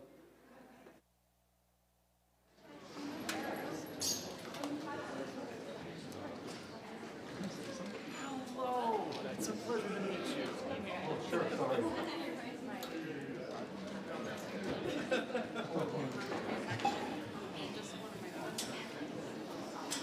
I'm so glad you're here. I'm so glad you're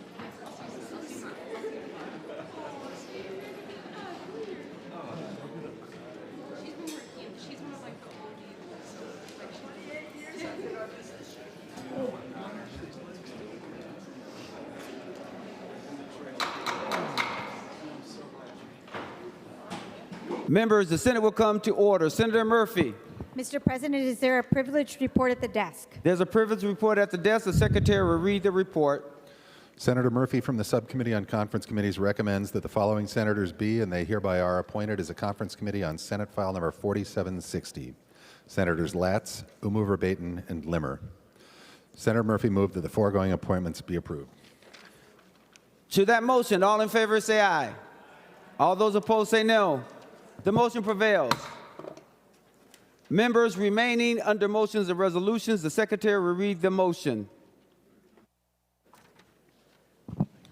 Senator Zhang moves that his name be stricken as chief author and the name of Senator Marty be added as chief author to Senate File Number 4059. To that motion, I see someone saying something to me. Okay, thank you. All right, on that motion, all in favor say aye. All those opposed say no. The motion prevails. Senator Murphy. Thank you, Mr. President. Members, I'm going to move a recess to the call of the president. We have a little bit of work to do in finance, and we'll come back with a skeleton crew to complete that committee report. With that, Mr. President, I move a recess to the call of the president. On that motion, Senator Hoffman. Thank you, Mr. President. Just to let folks know that those in Human Services and Health and Human Services, when we're done doing our little recess thing, we will meet 30 minutes from that moment in time. Any other announcements? Senator Marty. Thank you, Mr. President. Senate Finance Committee will meet at 4:30 in room 1200 of the Senate building. Any other announcements? On the motion that is before the body, all in favor say aye. All opposed say no. The motion prevails. The Senate is now in recess to the call of the president.